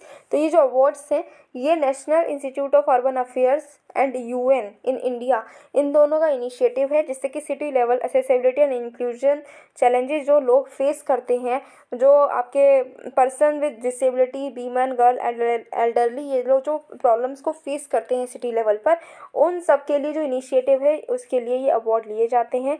ये अवार्ड का एम ये है कि ये प्रमोट किया जा सके पीपल सेंट्रिक डिज़ाइन और जो home grown technological innovation solution है, जिससे कि जो प्रॉब्लम्स लोग फेस कर रहे हैं, person with disability, women, girl, elderly, उनकी जो प्रॉब्लम्स है उसके लिए कुछ इनोवेशन हो सके। फिर national industrial corridor development programme, इसका जो मैंडेट है एपेक्स मॉनिटरिंग अथॉरिटी का कि पीरियोडिकली रिव्यू करना है, जो आपका प्रोग्राम है इसकी एक्टिविटीज़ को पीरियोडिकली रिव्यू किया जाएगा।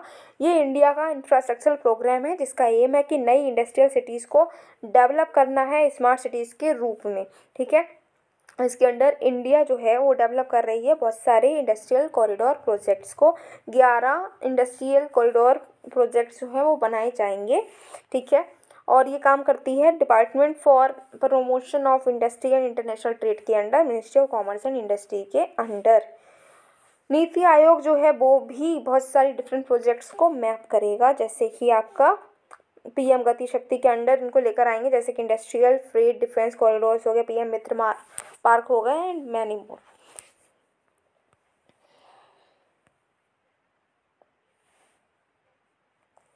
नेक्स्ट है national investment and infrastructure fund. ये जो है जो मिनिस्ट्री ऑफ फाइनेंस है उन्होंने फिफ्थ मीटिंग है इसकी गवर्निंग काउंसिल की, उसको अटेंड किया है। और इसके मेंबर्स और कौन कौन से मेंबर्स आए थे, तो corporate sector, investment, policy sector से बहुत सारे मेंबर्स आए थे। और जो हमारी फाइनेंस मिनिस्टर है उन्होंने इसकी फिफ्थ मीटिंग जो थी गवर्निंग काउंसिल की, इसको चेयर किया है। इसको एंकर किया है गवर्नमेंट ऑफ इंडिया ने। ठीक है, ये कोलैबोरेटिव इन्वेस्टमेंट प्लेटफॉर्म है इंटरनेशनल और इंडियन इन्वेस्टर्स के लिए। 3 फंड को ये मैनेज करता है, master fund, fund of funds and strategic fund. ठीक है, फंड्स जो है उनको सेट किया जाता है जिससे कि इंडिया में कैपिटल रेज करने के लिए इन्वेस्टमेंट की जा सके। फिर है transport for all challenge stage 2। ये जो चैलेंज है ये इनिशिएटिव है ministry of housing and urban affairs का। ये पार्टनरशिप में किसके साथ में है, institute for transportation and development policy और वर्ल्ड बैंक, ये सब लोगों का मिलकर एक इनिशिएटिव है transport for all challenge. Aim इसका है कि मोबिलिटी एक्सपीरियंस जो सिटीजन का है उसको बढ़ाना है और डिजिटल इनोवेशन करना है, जिससे कि जो लोगों की मोबिलिटी नीड्स है उसको हम मीटअप कर सकें।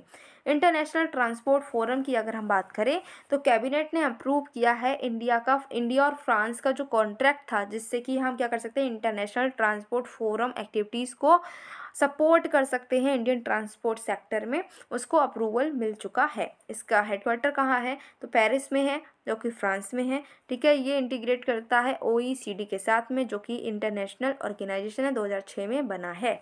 ये एक थिंक टैंक की तरह काम करता है जो कि ट्रांसपोर्टेशन पॉलिसीज़ को बनाने की बात करता है, बनाता है, लोगों की जो एक्सपीरियंस है उसको इम्प्रूव करने के लिए। नेक्स्ट बात करेंगे पावर सेक्टर की। एनर्जी सेक्टर में हम बात करते हैं पावर सेक्टर की। देखते हैं पहली न्यूज़ क्या है। तो सबसे पहले green energy open access rules आए हैं। न्यूज़ में क्यों हैं, क्योंकि जो मिनिस्ट्री ऑफ पावर है उन्होंने नोटिफाई किया है green energy open access rules को। ओपन एक्सेस क्या होता है और इसके ऑब्जेक्टिव्स की बात करें अगर हम, तो ओपन एक्सेस का मतलब है कि कोई भी डिस्क्रिमिनेशन आपके साथ में नहीं हो रहा है। बिना किसी डिस्क्रिमिनेशन के आपको इलेक्ट्रिसिटी ट्रांसमिशन और डिस्ट्रीब्यूशन सिस्टम तक एक्सेस मिल रहा है। ठीक है, जिससे कि एलिजिबल कंज्यूमर्स, जनरेटर्स और स्टेट डिस्ट्रीब्यूशन कंपनीज़ हैं वो क्या कर सकती हैं, उनको ओपन एक्सेस मिलता है। वो किसी भी डिस्क्रिमिनेशन के बिना इलेक्ट्रिसिटी ट्रांसमिशन और डिस्ट्रीब्यूशन सिस्टम को एक्सेस कर सकती हैं। इसका ऑब्जेक्टिव क्या है कि electricity promoting renewable energy through green energy open access rules 2022 का ऑब्जेक्टिव की बात करें तो ये रिन्यूएबल एनर्जी प्रोग्राम्स को और ज़्यादा बढ़ावा देने का सोच रहे हैं। उसको उनका एम है कि रिन्यूएबल एनर्जी को और हम बढ़ाएं। फीचर्स क्या हैं इस रूल्स के, तो ये जो लिमिट है ओपन एक्सेस ट्रांजैक्शन की वो कम कर दी गई है। पहले जो लिमिट थी वो 1 मेगावाट थी, अब ये 100 किलोवाट तक की इनकी जो रिक्वायरमेंट है वो लिमिट इन्होंने सेट की है ग्रीन एनर्जी के लिए। कोई भी कंज्यूमर है जिसका लोड 100 किलोवाट है या फिर उससे ज़्यादा है तो वो रिन्यूएबल एनर्जी को थ्रू ओपन एक्सेस ले सकता है किसी भी renewable energy open access portal से। ठीक है, ट्रांसपेरेंसी को बढ़ाया गया है। अब अप्रूवल जो है 15 दिनों में मिल जाएगा। ठीक है, और क्रॉस सब्सिडी सरचार्ज है और एडिशनल सरचार्ज है वो अप्लाई नहीं होंगे अगर ग्रीन एनर्जी को यूटिलाइज किया जा रहा है ग्रीन हाइड्रोजन और ग्रीन अमोनिया को बनाने में, तो कोई भी क्रॉस सब्सिडी सरचार्ज और एडिशनल सरचार्ज अब लागू नहीं होंगे। कंज्यूमर्स जो हैं उनको क्या है कि वो डिमांड कर सकते हैं ग्रीन पावर को। डिस्कॉम से अब कंज्यूमर कह सकते हैं कि हमें ग्रीन पावर चाहिए है तो उन्हें ग्रीन पावर अवेलेबल कराई जाएगी। अब ये कुछ टर्म्स को हम जान लेते हैं जैसे कि रिन्यूएबल परचेज ऑब्लिगेशन RPO। ये क्या है? तो ये एक मैकेनिज्म है जिसके ज़रिए जो आपकी सर्क्स हैं ये ऑब्लाइज करती हैं एंटिटीज़ को कि वो परचेज करें कुछ percentage of power renewable energy से। ठीक है, रिन्यूएबल एनर्जी से उन्हें कुछ आपकी पावर को उन्हें लेना पड़ेगा, इसको बोलते हैं रिन्यूएबल परचेज ऑब्लिगेशन। फिर एंटिटीज़ ऑब्लिगेटेड अंडर RPO कौन कौन सी ऐसी एंटिटीज़ है जिनको रिन्यूएबल परचेज ऑब्लिगेशन लेनी है? तो वो हैं distribution licensees, captive consumers and open access consumers. कोई भी एंटिटी है वो RPO टारगेट को मीट कर सकती है। कैसे? कि वो अपनी रिन्यूएबल एनर्जी जनरेटिंग प्लांट को किसी भी कोने में इंडिया के लगा सकती है। परचेज पावर को परचेज कर सकती है वो रिन्यूएबल एनर्जी जनरेटर से, या फिर रिन्यूएबल एनर्जी सर्टिफिकेट्स को खरीद सकती है एनर्जी एक्सचेंज से, जिससे कि उसका ऑब्लिगेशन मीटअप हो जाएगा। कॉमर्शियल और इंडस्ट्रियल कंज्यूमर्स जो हैं उनको अलाउ किया गया है कि वो अपनी इच्छा से ग्रीन पावर को परचेज कर सकते हैं। यूनिफॉर्म रिन्यूएबल परचेज ऑब्लिगेशन की बात करें तो ये ऑब्लिगेशन जितनी भी ऑब्लिगेटेड एंटिटीज़ हैं उन पर यूनिफॉर्म रिन्यूएबल परचेज ऑब्लिगेशन को लगाया गया है। ग्रीन हाइड्रोजन ग्रीन अमोनिया जो है वो भी RPO की लिस्ट में इंक्लूडेड हैं। अब आपका है कुछ रिलेटेड न्यूज़ जैसे कि जनरल नेटवर्क एक्सेस रेगुलेशंस। तो सेंट्रल इलेक्ट्रिसिटी रेगुलेटरी कमीशन जो है उसने प्रपोज किया है GNA रेगुलेशंस को, जिससे कि वो स्ट्रीमलाइन कर सकते हैं रेगुलेटरी फ्रेमवर्क कंट्री का। जो कंट्री में जो पावर ट्रांसमिशन हो रहा है उसको कैसे होगा, उसको रेगुलेशन कैसे होगा, उसको रेगुलेट करने के लिए ये कुछ GNA रेगुलेशंस को लेकर आया गया है। ये सर्क जो है वो लेकर आया है। GNA रेगुलेशंस की बात करें तो ये जो पहले से ही point to point transmission access है उसको ये हटाना चाहता है, उसकी जगह पर ये एक्सेस और ड्रॉल और ऑन एंटायर ट्रांसमिशन कॉरिडोर को लेकर आना चाहता है जनरेटर्स और प्रोक्योरर्स दोनों के लिए। यूजर्स एट प्रेजेंट हैं उनको लॉन्ग टर्म चार्जेस पे करने पड़ते हैं point to point connectivity regime में, और उनको अगर अग्रीड पाथ से डेविएशन अगर वो करते हैं तो उसमें भी उनको चार्ज देना पड़ता है। GNA जो है वो इनको सप्लाई करेगा किसी भी पॉइंट से, तो इनको डेविएशन करने की ज़रूरत नहीं है। नेक्स्ट टॉपिक है इलेक्ट्रिसिटी अमेंडमेंट बिल 2022। ये न्यूज़ में क्यों है? क्योंकि अभी जो गवर्नमेंट है उसने इलेक्ट्रिसिटी अमेंडमेंट बिल 2022 को लोकसभा में प्रेजेंट किया है, इंट्रोड्यूस किया है। और बात करें तो इलेक्ट्रिसिटी अमेंडमेंट बिल 2022 है, ये अमेंड करना चाहता है इलेक्ट्रिसिटी एक्ट 2003 को, जो कि आपकी इलेक्ट्रिसिटी सेक्टर है इंडिया में उसको रेगुलेट करता है। इलेक्ट्रिसिटी एक्ट 2003 की अगर हम बात करते हैं तो इसका एम है कि जो कंपटीशन है वो इंट्रोड्यूस हो सके और कंज्यूमर के राइट को प्रोटेक्शन मिल सके। ये कहता है कि एक नेशनल इलेक्ट्रिसिटी पॉलिसी होनी चाहिए। ठीक है, रूरल इलेक्ट्रिफिकेशन की बात करता है, पावर ट्रेडिंग की बात करता है, मैंडेटरी मीटरिंग की बात करता है और पेनाल्टीज़ भी लगाता है। अगर बिजली की चोरी करोगे तो पेनाल्टीज़ भी लगेंगी। किस एक्ट के अंडर? इलेक्ट्रिसिटी एक्ट 2003 के अंडर। इसने इलेक्ट्रिसिटी एक्ट 1910 को रिप्लेस किया है, इलेक्ट्रिसिटी सप्लाई एक्ट 1948 को रिप्लेस किया है, as well as electricity regulatory commission act 1998 को भी इसने रिप्लेस किया। साथ ही साथ में इसने central and state electricity regulatory commissions को भी बनाया था, सेट किया था। अभी जो नया बिल आया है इसके कुछ की प्रोविजंस है जिसको अब हम देखेंगे। तो इसने कहा है कि जो डिस्कॉम्स हैं, ठीक है, उनको इलेक्ट्रिसिटी अपने ओन नेटवर्क से ही डिस्ट्रीब्यूट करनी है, ऐसी रिक्वायरमेंट को अब इसने रिमूव कर दिया। इसने कहा कि ओपन एक्सेस दो। ठीक है, सर्क जो है वो स्पेसिफाई करेंगे कि मिनिमम टैरिफ कितना लगेगा। अगर मल्टीपल डिस्कॉम्स एक एरिया में हैं तो कितना टैरिफ कम से कम लगेगा, ये स्पेसिफाई कौन करेगा? सर्क। क्रॉस सब्सिडी बैलेंसिंग फंड बनाया जाएगा स्टेट गवर्नमेंट के द्वारा, जिससे कि मल्टीपल लाइसेंसेस दे सकते हैं लाइसेंसी दे सकते हैं सेम एरिया के लिए। क्रॉस सब्सिडी का मतलब है कि एक ऐसा अरेंजमेंट है जहाँ पर एक कंज्यूमर कैटेगरी क्या कर रही है कि दूसरे कंज्यूमर कैटेगरी को सब्सिडाइज कर रही है, उसकी कंजम्पशन को सब्सिडाइज कर रही है। कोई भी सरप्लस होता है डिस्ट्रीब्यूशन लाइसेंसी के ऊपर तो वो क्या होगा, डिपॉजिट हो जाएगा किसी भी फंड में। जो फंड है वो यूज़ किया जाएगा कि जो भी आपकी इस क्रॉस सब्सिडी में कमी हो रही है दूसरे डिस्कॉम्स की, तो उसको ये फाइनेंस कर सकते हैं। सर्क क्या करेगा, लाइसेंसेस देगा इलेक्ट्रिसिटी के डिस्ट्रीब्यूशन के लिए। कहाँ पर, एक स्टेट से ज़्यादा आप अगर डिस्ट्रीब्यूशन कर रहे हैं इलेक्ट्रिसिटी का तो उसके लिए लाइसेंस सर्क से मिलेगा। इलेक्ट्रिसिटी जो है वो शेड्यूल्ड नहीं होगी, डिस्पैच नहीं होगी अगर एडिक्वेट पेमेंट सिक्योरिटी प्रोवाइड नहीं की गई है डिस्कॉम के द्वारा, तो जो इलेक्ट्रिसिटी है वो शेड्यूल नहीं होगी, डिस्पैच नहीं होगी, ऐसा भी बोला गया है। जो आपकी सेंट्रल गवर्नमेंट है वो रूल्स बना सकती है कि पेमेंट सिक्योरिटी कैसे देनी है, उसके लिए रूल्स कौन बनाएगा, सेंट्रल गवर्नमेंट। सर्क और जो आपकी CERC है और SERC है, इनको एम्पावर किया जा रहा है कि अगर डिस्प्यूट होता है कॉन्ट्रैक्ट से परफॉर्मेंस में तो उनको कौन देखेगा, तो SERC और CERC इसके डिस्प्यूट्स को देखेंगे। इनके पास में पावर है सिविल कोर्ट की। अब देखते हैं कि पावर सेक्टर में और कौन कौन से डेवलपमेंट्स हुए हैं। तो पहला है power trading. Power system operation corporation जो है उसने उसने क्या किया है, 12 स्टेट के जो डिस्कॉम्स थे उसको डिवार कर दिया है कि अब वो इलेक्ट्रिसिटी को ना ही खरीदेंगे ना ही बेचेंगे एक्सचेंज में, क्योंकि उन्होंने क्या कहा कि जो electricity late payment surcharge related matters rule 2022 है, इसके अंडर इन्होंने क्या किया है, 12 स्टेट के कुछ डिस्कॉम्स थे जिनको इन्होंने बाहर कर दिया, इनको रोक दिया है कि अब ये इलेक्ट्रिसिटी को ना खरीद सकते हैं ना ही बेच सकते हैं। डिलेड पेमेंट जो है डिस्कॉम्स के द्वारा इससे होता ये है कि एक विशेष साइकिल चल जाती है जो जनरेशन कंपनीज है उनके लिए, ठीक है, और डेट ट्रैप में ये चले जाते हैं। फिर है प्राप्ति पोर्टल। ये क्या है, प्राप्ति पोर्टल जो है ये लॉन्च किया गया है मिनिस्ट्री ऑफ पावर के अंडर 2018 में, जिससे कि ट्रांसपेरेंसी को हम ला सके पावर परचेज ट्रांजेक्शन्स में।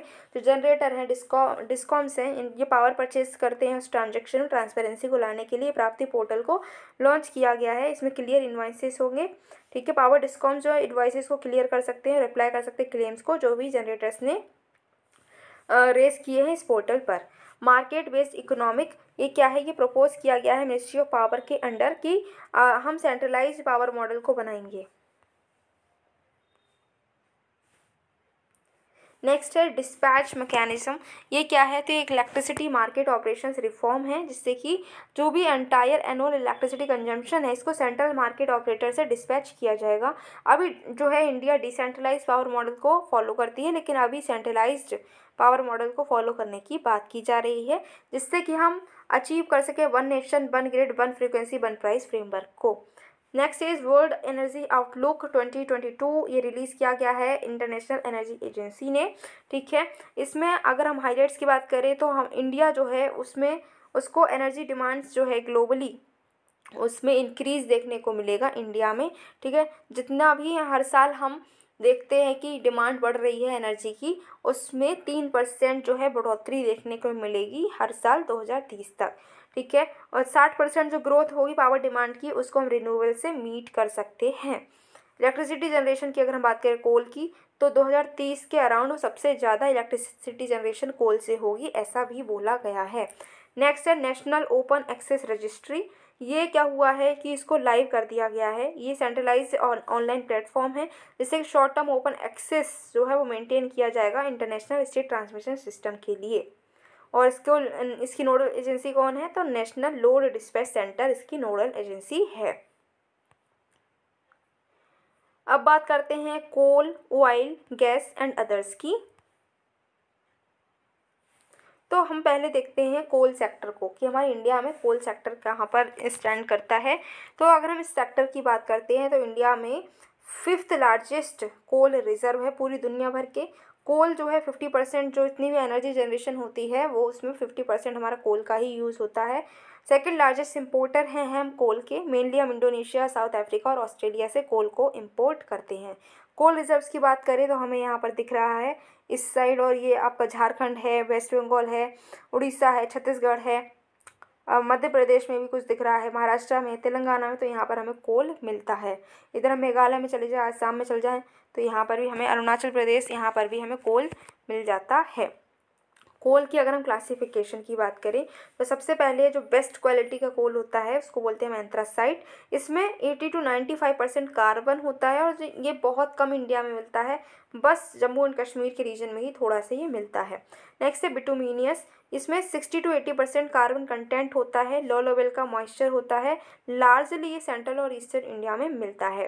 लिग्नाइट की बात करें तो इसमें सिर्फ 40 से 55% तक ही कार्बन कंटेंट होता है, जो कि राजस्थान, लखीमपुर जो आसाम में है और तमिलनाडु में ये मिलता है।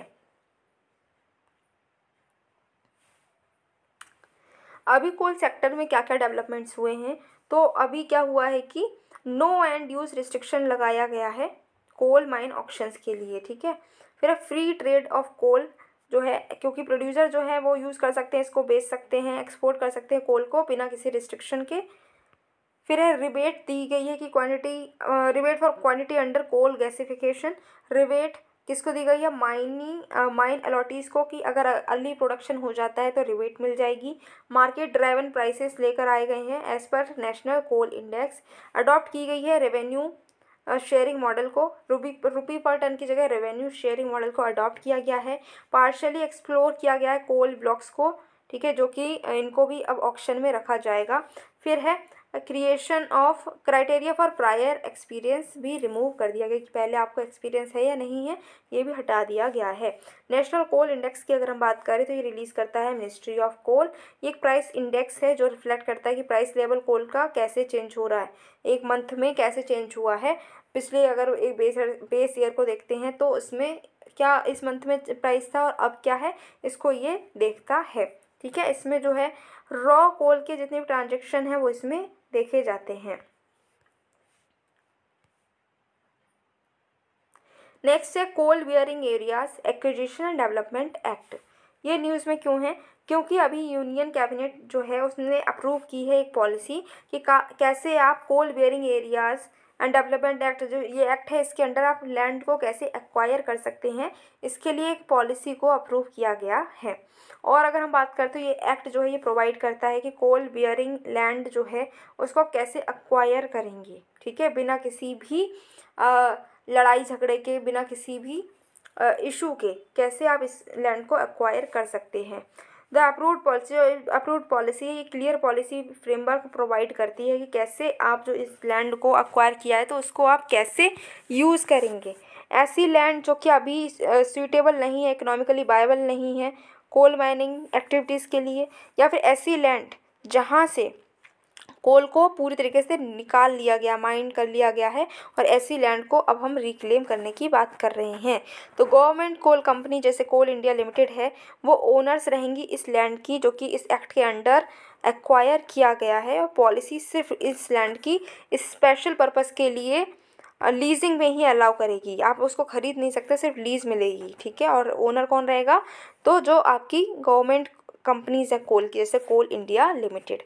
फिर कोल 2022 एक एनालिसिस फोरकास्ट हुई है 2025 तक की एनुअल रिपोर्ट है, जो कि इंटरनेशनल एनर्जी एजेंसी रिलीज़ करती है। ये कहती है, ये पूरी तरीके से एनालिसिस करती है कि कैसे आपका कोल की डिमांड हो रही है, सप्लाई कैसी हो रही है, कोल में ट्रेड कैसा हो रहा है, इसकी कॉस्ट कितनी है, प्राइस कितनी है, सबको एनालाइज करती है। इसने बताया कि इंडिया और चाइना जो है दुनिया भर के सबसे बड़े कोल प्रोड्यूसर हैं, कंज्यूमर भी हैं और इम्पोर्टर भी हैं। नेक्स्ट आपकी न्यूज़ है hydrocarbon exploration and licensing policy, जिसको हम हेल्प बोल रहे हैं। ये न्यूज़ में क्यों है, क्योंकि सरकार ने अभी 42 हाइड्रोकार्बन ब्लॉक्स जो हैं इसको ऑफ़र किया है कि इन ब्लॉक्स में आप एक्सप्लोरेशन कीजिए, डेवलपमेंट कीजिए, ठीक है। हेल्प के अंडर इन्होंने ये काम करके दिखाया है। और अगर हम बात करते हैं तो जो CBM है ये अनकन्वेंशनल फॉर्म है किस चीज़ की, ये जो आपकी कोल बेड मीथेन है ये अनकन्वेंशनल फॉर्म है नेचुरल गैस की, जो हमें कोल डिपॉजिट्स पर मिलती है। जनरली इसमें क्या होता है, तो इसमें मीथेन गैस होती है, साथ ही साथ में ईथेन, कार्बन डाइऑक्साइड और वाटर भी कुछ कुछ मिल जाता है। चलो ये तो हमने CVM की बात कर ली, लेकिन अब हम हेल्प की बात कर ले रहे हैं। हेल्प क्या है? तो इसने रिप्लेस किया है नेल्प को। NELP means new exploration licensing policy को इसने किया है रिप्लेस। ये क्या है? एक सिंगल लाइसेंस है जिसमें क्या होता है, एक्सप्लोरेशन, प्रोडक्शन, जितनी भी तरीके के हाइड्रोकार्बन हैं उनका एक्सप्लोरेशन और प्रोडक्शन को ये कवर करता है। ठीक है, जो भी आपके ओपन एक्रियस लाइसेंसिंग मैकेनिज्म को इसने लॉन्च किया है, जो कि अलाउ करता है इन्वेस्टर्स को कि वो ब्लॉक्स को कार्व आउट कर सकते हैं अपनी चॉइस से। ठीक है, फिर है adoption of revenue sharing contract model. ठीक है, जो आपके रेवेन्यू शेयरिंग कॉन्ट्रैक्ट मॉडल है इसको अडॉप्ट किया गया है। ये क्या है? पहले के जो कॉन्ट्रैक्ट्स थे वो बेस थे कि आपको प्रॉफिट शेयरिंग करनी पड़ेगी। ठीक है, जो कि प्रॉफिट शेयर करते थे गवर्नमेंट और कॉन्ट्रैक्टर्स के बीच में। अब है रेवेन्यू शेयरिंग कॉन्ट्रैक्ट मॉडल को। अब है, और दूसरा है कि जो आपके रॉयल्टी रेट्स हैं इसको रिड्यूस किया गया है, कोई भी OLCS नहीं लगाया गया है, मार्केटिंग प्राइसिंग फ्रीडम दे दी गई है, राउंड द ईयर बिडिंग की जाएगी, एक easy transparent Swift bidding process रहेगी। ये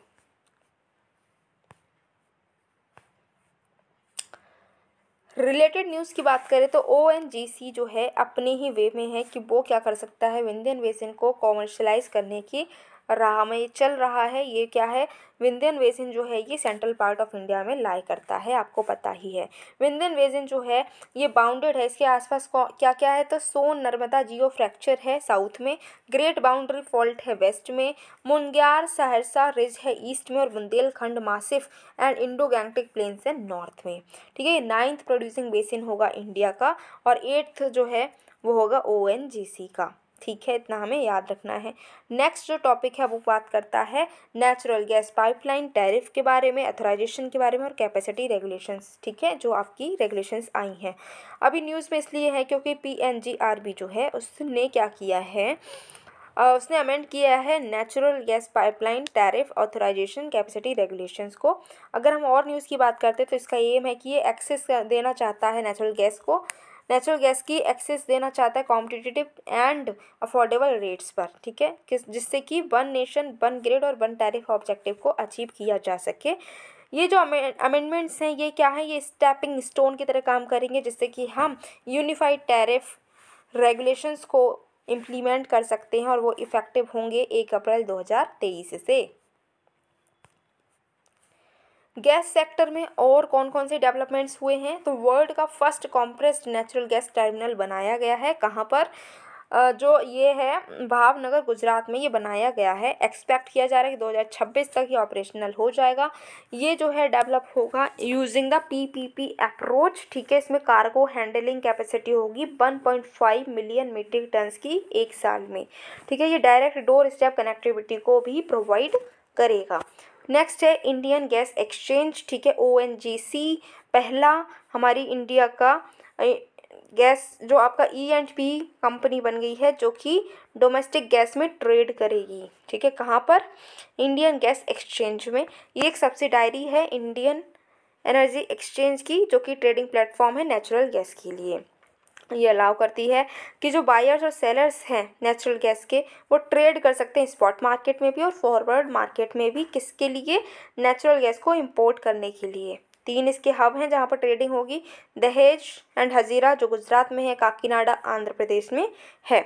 ये ऑपरेट करेगा under the regulatory framework of petroleum and natural gas regulatory board PNGRB, जिसको हम बोलते हैं। नेक्स्ट है 1 नेशन 1 गैस ग्रिड। ये जो है 1 नेशन 1 गैस ग्रिड जो है ये इसने रेफ़र किया है। इसको हम क्या कह रहे हैं कि बहुत सारे जो रीजनल ग्रिड्स हैं नेशनल लेवल के, उसको जो रीजनल ग्रिड्स हैं इनको कंबाइन कर लेंगे और एक नेशनल ग्रिड बना देंगे, जिससे कि मल्टीपल स्टेक होल्डर्स जो हैं उनको नेचुरल गैस प्रोड्यूस एनर्जी को उनको हम पहुंचा सकते हैं, उनके पास पहुंचा सकते हैं, उनको हम सप्लाई कर सकते हैं। इसके under natural gas based energy produce की जाएगी और डिस्ट्रीब्यूट की जाएगी एक सिंगल गैस सिस्टम के तौर पर। ठीक है, पूरी कंट्री में। और इसको कौन अप्रूवल देगा? तो PNGRB ही ऐसी पाइपलाइंस को कंस्ट्रक्शन के लिए अप्रूवल देगा। फिर एक किरित पारेख पैनल जो कि गैस प्राइसिंग पर बनाया गया है। इसने रिकमेंडेशन दी है कि फेयर प्राइस होनी चाहिए कंज्यूमर्स के लिए, और जो गैस का शेयर है इंडिया के एनर्जी मिक्स में वो 15% तक बढ़ जाना चाहिए 2030 तक। अभी हमारे पास में मल्टीपल गैस प्राइसिंग मैकेनिज्म है, जैसे कि इसमें एपीएम भी है और नॉन एपीएम भी है। एपीएम होता है एडमिनिस्ट्रेड प्राइस मैकेनिज्म जो है वो फार्मूला बेस्ड है, और इसमें जो है प्राइस प्रिवेलिंग जो इंटरनेशनल मार्केट में जो प्राइस प्रिवेल हो रहे हैं उसको कंसीडर किया जाएगा। हर 6 महीने में प्राइस को नोटिफाई भी किया जाएगा। अब ऑयल सेक्टर पे क्या क्या डेवलपमेंट्स हुए हैं, तो एक्सक्लूसिव इकोनॉमिक जोन्स, ठीक है, डिफेंस एंड स्पेस एजेंसीज ने रिलीज़ किया है 99% of exclusive economic zone prohibited areas. किसके लिए, कि आप अब ऑयल वहाँ पर एक्सप्लोर कर सकते हैं, प्रोड्यूस कर सकते हैं। प्रोहिबिटेड थी वो सिक्योरिटी रीजन से, तो डिसीजन आया है कैसे, क्योंकि प्रायोरिटाइजिंग एनर्जी सिक्योरिटी को इंडिया जो हमारी इंडिया है उसमें एनर्जी सेक्टर को प्रायोरिटाइज करने के लिए ही उसको देखते हुए ही डिसीजन लिया गया है कि अब जो सिक्योरिटी रीजन की वजह से जो हमने एरिया को प्रोहिबिट किया रखा था वहाँ पर अब आप ऑयल को एक्सप्लोर कर सकते हैं। फिर डीरेगुलेशन ऑफ सेल्स, ठीक है, हम इसमें किसकी बात कर रहे हैं कि गवर्नमेंट ने क्या किया है कि जो आपकी डोमेस्टिकली प्रोड्यूस्ड क्रूड ऑयल है उसकी सेल जो है वो डीरेगुलेट कर दी है। कब से कर दी है, 1 अक्टूबर 2022 से, ठीक है।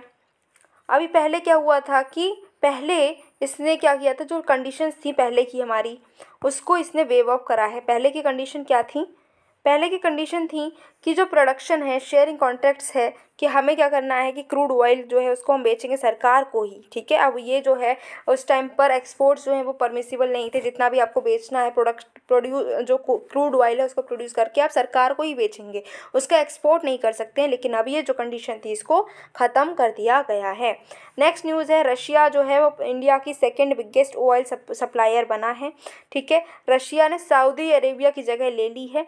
अब क्या है, इंडिया का सेकेंड बिगेस्ट सप्लायर कौन बन गया है, रशिया बन गया है, और सबसे नंबर 1 पे कौन है, इराक है।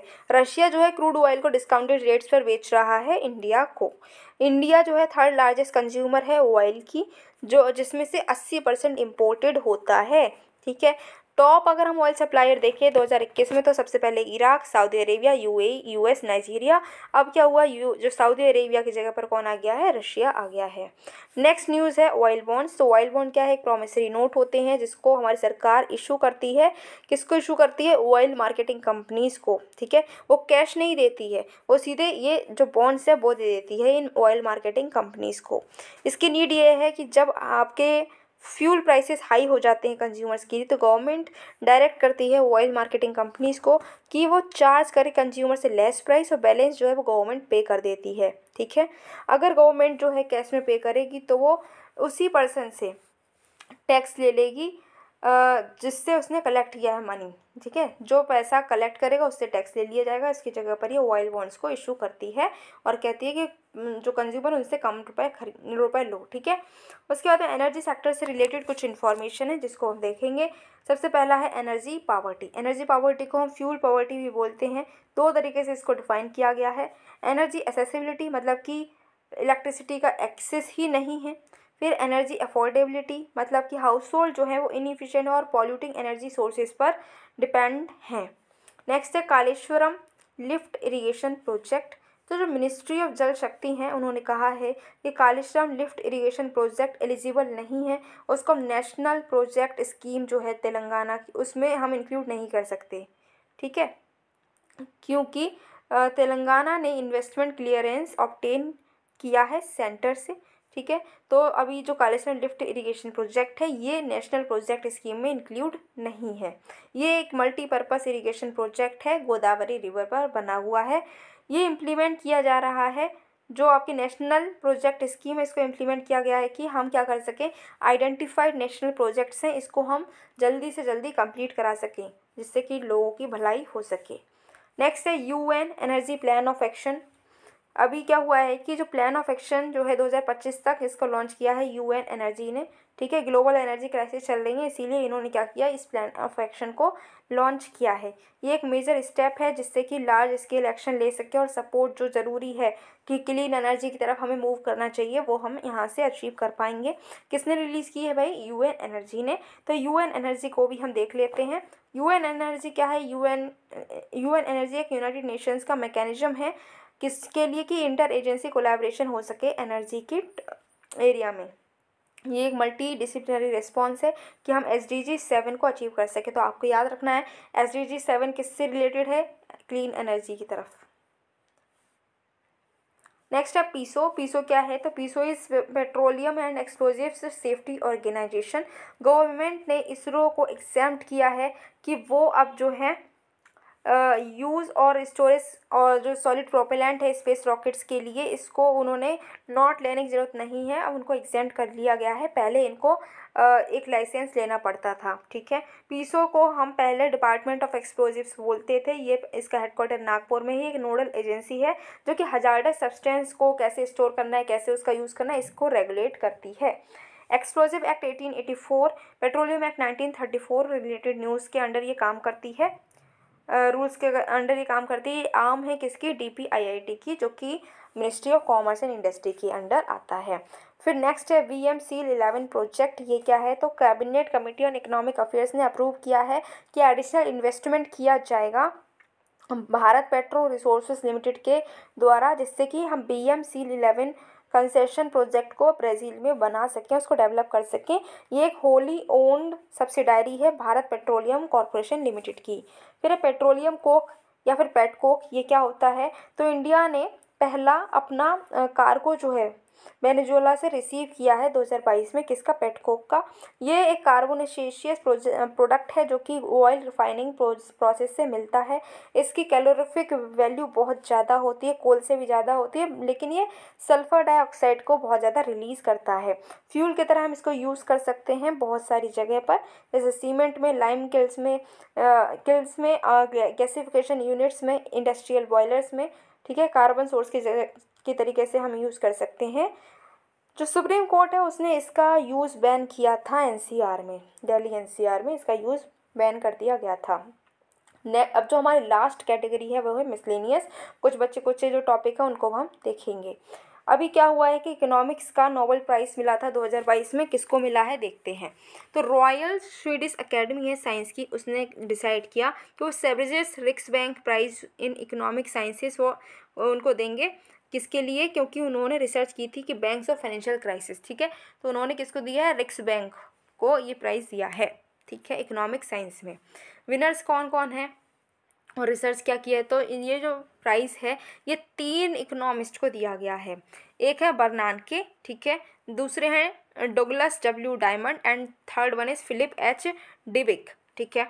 तो बर्नानके ने क्या किया है? इन्होंने देखा कि ये पहली बात तो ये फॉर्मर चेयर हैं US फेडरल रिजर्व के, और अभी ये एसोसिएटेड हैं किसके साथ में? ब्रूकिंग्स इंस्टीट्यूट इन वाशिंगटन DC में।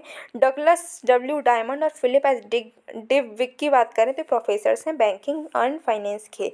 इनका जो वर्क है वो फोकस करता है कि जो बैंक्स हैं उनका क्या रोल है इकोनॉमी में, सोसाइटी को कैसे बेनिफिट मिलता है, कैसे जो सीरियस क्राइसिस हैं और उनको हम अवॉइड कर सकते हैं, बैंक की कैसी ये एबिलिटी है। बैंक रन की क्या बात करें तो जब लोग जो हैं उनका भरोसा ही बैंक से उठ जाता है, उन्हें लगता है बैंक डूबने वाली है, ऐसे क्राइसिस आ गए हैं, तो बैंक में जितना भी उनका पैसा जमा होता है उसको वो निकालना शुरू कर देते हैं एकदम से।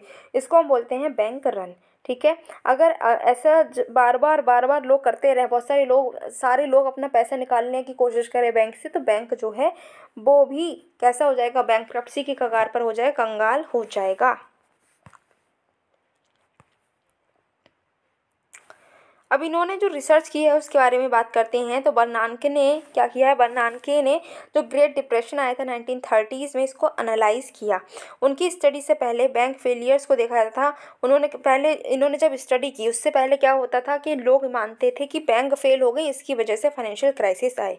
लेकिन 1983 में उन्होंने ये प्रूव किया कि बैंक रन्स जो हैं इसकी वजह से बैंक फेलियर्स हुए, और उसकी वजह से ही ये आपका रिसेशन आया, और रिसेशन जो था, पहले रिसेशन था वो अब डिप्रेशन बन गया। ठीक है, जब बैंक कोलैप्स हुई तो वैल्यूएबल इंफॉर्मेशन थी बोरोवर्स की, वो लॉस्ट हो गई और बैंक्स जो है फिर से रिक्रिएट नहीं कर पाई। उन्होंने बताया कि जो इकोनॉमी है वो फिर से रिकवर नहीं कर पाएगी जब तक कि स्टेट फाइनली इम्प्लीमेंट ना कर दे कुछ ऐसे मेजर जिससे कि एडिशनल बैंक पैनिक्स ना हो। ठीक है, बर्नानके जो हैं वो यूएस फेडरल रिजर्व के हेड थे। उन्होंने अपनी विजडम का यूज़ करके उन्होंने कहा कि जो 2008 का फाइनेंशियल क्राइसिस है उसको और उन्होंने रोका था और ज़्यादा वर्स्ट वो नहीं हो पाए। डायमंड और डेविड की अगर हम रिसर्च की बात करें तो उन्होंने थियोरटिकल मॉडल्स बनाए हैं, उन्होंने कुछ चीज़ों को एक्सप्लेन किया है जिसको भी हम देखेंगे। लेकिन उससे पहले आपको पता होना चाहिए कि अगर आपकी बैंक में कितना भी रुपया सबमिट हो, कितना भी डिपॉजिट हो, चाहे वो 10 लाख हो, 15 लाख हो, 1 करोड़ हो, कोई मायने नहीं रखता। अगर बैंक जो है वो बर्बाद हो गई तो क्या होगा कि आपको सिर्फ और सिर्फ 5 लाख रुपए ही मिलेंगे। पर इतना खुश मत हो जाओ, आप सोचो कि 1 लाख रुपए जमा कर दे रहा हूँ, अगर बैंक बर्बाद हो जाएगी तो हमें 5 लाख मिलेंगे उसके बदले, नहीं, तो 1 लाख ही मिलेंगे। 5 लाख लिमिट क्या है कि 5 लाख अगर आपके रुपए जमा है तो 5 लाख मिल जाएंगे, 5 लाख से ज़्यादा है तभी 5 लाख मिलेंगे। बट अगर 5 लाख से कम डिपॉजिट है तो जितना डिपॉजिट है बस उतना ही मिलेगा, 5 लाख नहीं मिल जाएंगे। अब देखते हैं कि उन्होंने क्या बताया था। जो आपके जो 2 लोग हैं, डायमंड एंड डिगविग, उन्होंने कहा कि कन्फ्लिक्ट है सेवर और इन्वेस्टर्स के बीच में। उन्होंने ये स्टडी बताई है। उन्होंने कहा किसी भी इकोनॉमी को काम करने के लिए सेविंग्स जो है वो चैनलाइज्ड हो इन्वेस्टमेंट में। सेव करके घर में रख लोगे तो काम चलेगा नहीं, इकोनॉमी तब काम करेगी जब आप सेव करके उसको इन्वेस्ट करेंगे। लेकिन एक कन्फ्लिक्ट है इन दोनों के बीच में। सेवर्स की नीड क्या होती है और इन्वेस्टर्स की नीड क्या होती है। सेवर्स चाहते हैं कि उनका कुछ पार्ट जो सेविंग का है वो उनके पास में हमेशा रहे। ठीक है, उनकी सेविंग का कुछ पार्ट उनके पास में रहे, जिससे कि कभी भी कुछ ऐसा हो जाता है कि अभी उनकी कुछ इमरजेंसी आ जाती है तो वो उसका यूज़ कर सकें। इन्वेस्टर्स जो हैं वो चाहते हैं कि मनी को वो इतने लंबे समय तक ले सकें, बहुत ज़्यादा लंबे समय तक वो मनी को ले सकें, बोरो कर सकें। ठीक है, वो जब भी शॉर्ट नोटिस पे अगर उनको पैसा देना पड़े तो वो नहीं दे पाएंगे। तो इनके बीच में क्या चलता है कि कन्फ्लिक्ट चलता है।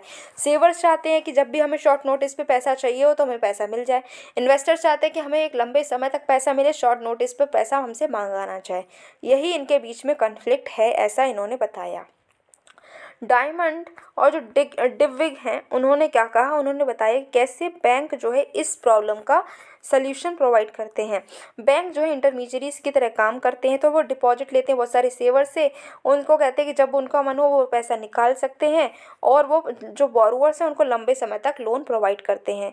लेकिन उनके एनालिसिस ने ये भी बताया कि इनका कॉम्बिनेशन जो है इन दोनों एक्टिविटीज़ से, इसकी वजह से ये भी हो सकता है कि बैंक जो है वो कोलैप्स होने की कगार पर भी आ जाते हैं। ऐसे र्यूमर्स जो हैं वो फैलते रहते हैं कि बैंक जो है वो कोलैप्स हो जाएंगे, तो इसके लिए वो वल्नरेबल हो जाते हैं।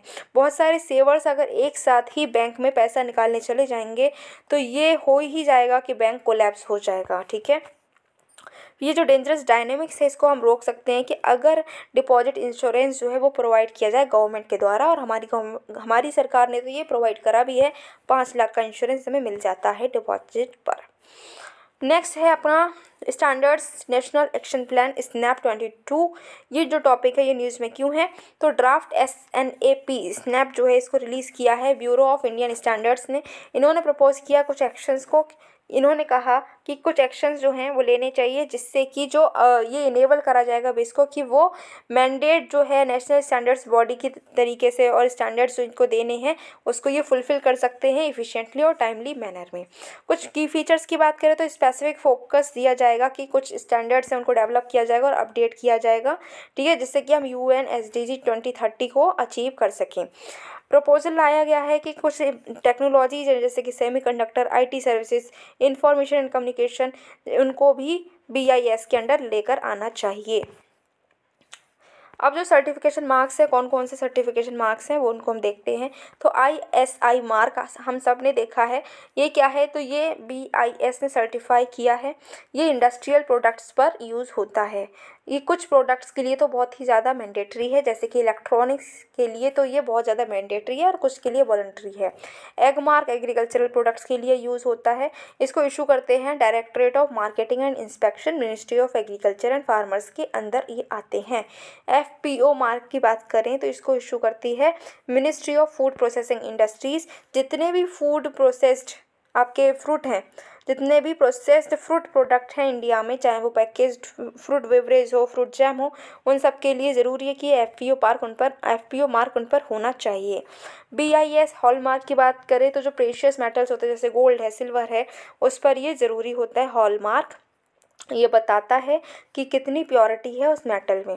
फिर नॉन पॉल्यूटिंग व्हीकल मार्क, ये जो है जितने भी नए मोटर व्हीकल्स हैं इंडिया में जो सोल्ड हो रहे हैं उन पर ये लगा होना चाहिए। इंडियन ऑर्गेनिक सर्टिफिकेशन की बात करें तो ऑर्गेनिकली फार्म्ड फूड प्रोडक्ट्स जो हैं इंडिया में बने हैं उन पर ये लगाया जाता है। इसको इशू करा जाता है टेस्टिंग सेंटर्स के द्वारा, जो कि एक्रीडेटेड हैं, किसके द्वारा, एपीडा के द्वारा, ministry of commerce and industry के अंडर ये आते हैं। कुछ रिलेटेड न्यूज़ की बात करें तो क्वालिटी काउंसिल ऑफ इंडिया, ये क्या है, ये एक ऑटोनोमस नॉन प्रॉफिट ऑर्गेनाइजेशन है जिसको रजिस्टर किया गया है सोसाइटीज़ रजिस्ट्रेशन एक्ट 21 के अंडर 1860 में। ठीक है, ये सेटअप हुई है PPP मॉडल 1997 के under. Ministry of commerce and industry ने इंडियन इंडस्ट्री के साथ में मिलकर इसको सेट किया है। ठीक है, ये काम करती है DPIIT के अंडर। ठीक है, इंडियन इंडस्ट्री जो है उसको रिप्रेजेंट किया है एसोचैम ने, CII ने एंड एफिकी ने। एम इसका है कि नेशनल क्वालिटी कैंपेन जो है उसके ज़रिए जो क्वालिटी है उसको और प्रमोट किया जाए। इसको गवर्न किया जाता है एक काउंसिल के द्वारा जिसमें इक्वल रिप्रेजेंटेशन होते हैं गवर्नमेंट के, इंडस्ट्री के और कंज्यूमर के। जो चेयरमैन है उसको अपॉइंट करते हैं हमारे PM, रिकमेंड किया जाता है इंडस्ट्री के द्वारा। नेक्स्ट टॉपिक है आपका कॉर्पोरेट सोशल रिस्पॉन्सिबिलिटी।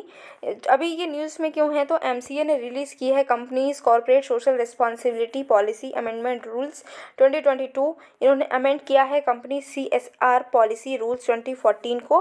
ठीक है, इनकी अगर हम हाइलाइट्स की बात करें तो कंपनीज़ को मैंडेट कर दिया गया है कि जो अनस्पेंड फंड है, ठीक है, CSR अकाउंट का, उनको 3 साल के अंडर उसको यूज़ करना है और एक CSR कमेटी बनाई जाएगी जो कि देखेगी कि इसको इम्प्लीमेंट किया जा रहा है या नहीं किया जा रहा है।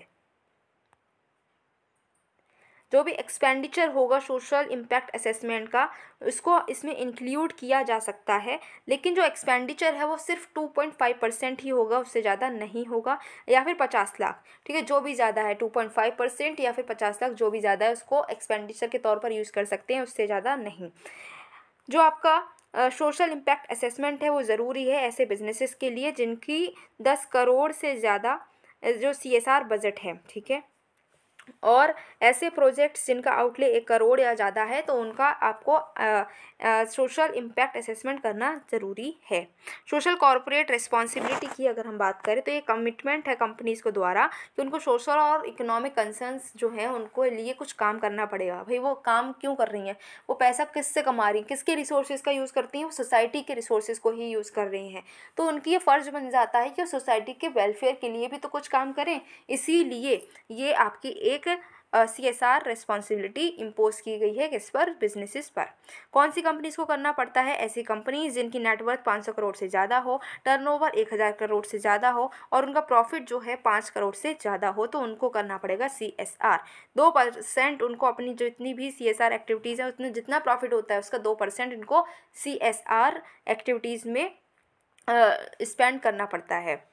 दूसरे फैक्ट्स क्या है कि जो गवर्नमेंट है वो मॉनिटर करती है CSR कंप्लायंस को, किसके ज़रिए, जो MCA 21 में डिस्क्लोजर्स मिलते हैं उसके ज़रिए ये इसको मॉनिटर करती है। कोई भी टैक्स एग्जेम्पशंस इसमें नहीं मिलते, एग्जेम्पशंस नहीं मिलते हैं, टैक्स तो आपको पे करना ही पड़ेगा। और जो पैसा आता है इसमें वो कहाँ पर लगा सकते हैं, तो स्वच्छ भारत मिशन है, क्लीन गंगा फंड है, इन सब में इसका यूज़ किया जा सकता है। इन्वायरमेंटल सोशल एंड गवर्नेंस, तो सेबी ने एक एडवाइजरी पैनल बनाया है जिससे कि वो देख सके कि business responsibility and sustainability report, ESG ratings और ESG इन्वेस्टिंग्स, इन सब में वो देखें कि बढ़ोतरी हुई है कि नहीं हुई है। क्राइटेरिया क्या है कि कुछ स्टैंडर्ड्स को सेट किया जाएगा कंपनी के ऑपरेशन को देखने के लिए कि इन्वेस्टर्स जो हैं वो स्क्रीन पोटेंशियल इन्वेस्टमेंट्स का यूज़ कर रहे हैं या नहीं। ठीक है, इसमें इन्वायरमेंटल क्राइटेरिया को देखा जाएगा, सोशल क्राइटेरिया, और गवर्नमेंट जो है वो क्या करती है, वो देखती कंपनी की लीडरशिप कैसी है, ऑडिट कैसी है, इंटरनल कंट्रोल्स कैसे हैं, शेयर होल्डर के राइट कैसे हैं, इन सबको देखा जाता है। नेक्स्ट है नेशनल फाइनेंशियल रिपोर्टिंग अथॉरिटी, 2018 में बनी है, सरकार ने बनाई है कंपनीज एक्ट 2013 के अंडर, जिससे कि जितने भी कॉरपोरेट फाइनेंशियल रिपोर्टिंग है इसकी क्वालिटी को इम्प्रूव किया जाए। इसके चेयरपर्सन हैं उनको अपॉइंट करती है सेंट्रल गवर्नमेंट, मैक्सिमम इसमें 15 मेंबर हो सकते हैं। इसके अगर हम फंक्शन और ड्यूटीज़ की बात करें तो ये बताती है कि अकाउंटिंग और ऑडिटिंग पॉलिसीज़ को रिकमेंड करती है, ये बताती है कि कैसे इनको कंप्लाइंस करना है, जो भी स्टैंडर्ड्स है ऑडिटिंग स्टैंडर्ड्स उनको कैसे कंप्लाई करना है, और जो सर्विसेज है उसकी क्वालिटी को भी ओवरसी करती है। इसी के साथ में हमारे जो PT 365 है इकोनॉमी की, इतनी लेंदी 122 पेजेस की, हमने फाइनली 8 पार्ट्स में कवर कर ली है। आई होप आपको सब कुछ समझ में आया होगा। अगर आपको समझ में आया तो आपको क्या करना है, वीडियो को लाइक करना है, शेयर करना है, चैनल को सब्सक्राइब कर लो, जिससे कि जो नेक्स्ट वीडियोज़ आएंगे उसको आपको वेट ना करना पड़े, नोटिफिकेशन पाकर आप तुरंत उसको देखकर पढ़कर खुद को अपडेट कर पाएँ।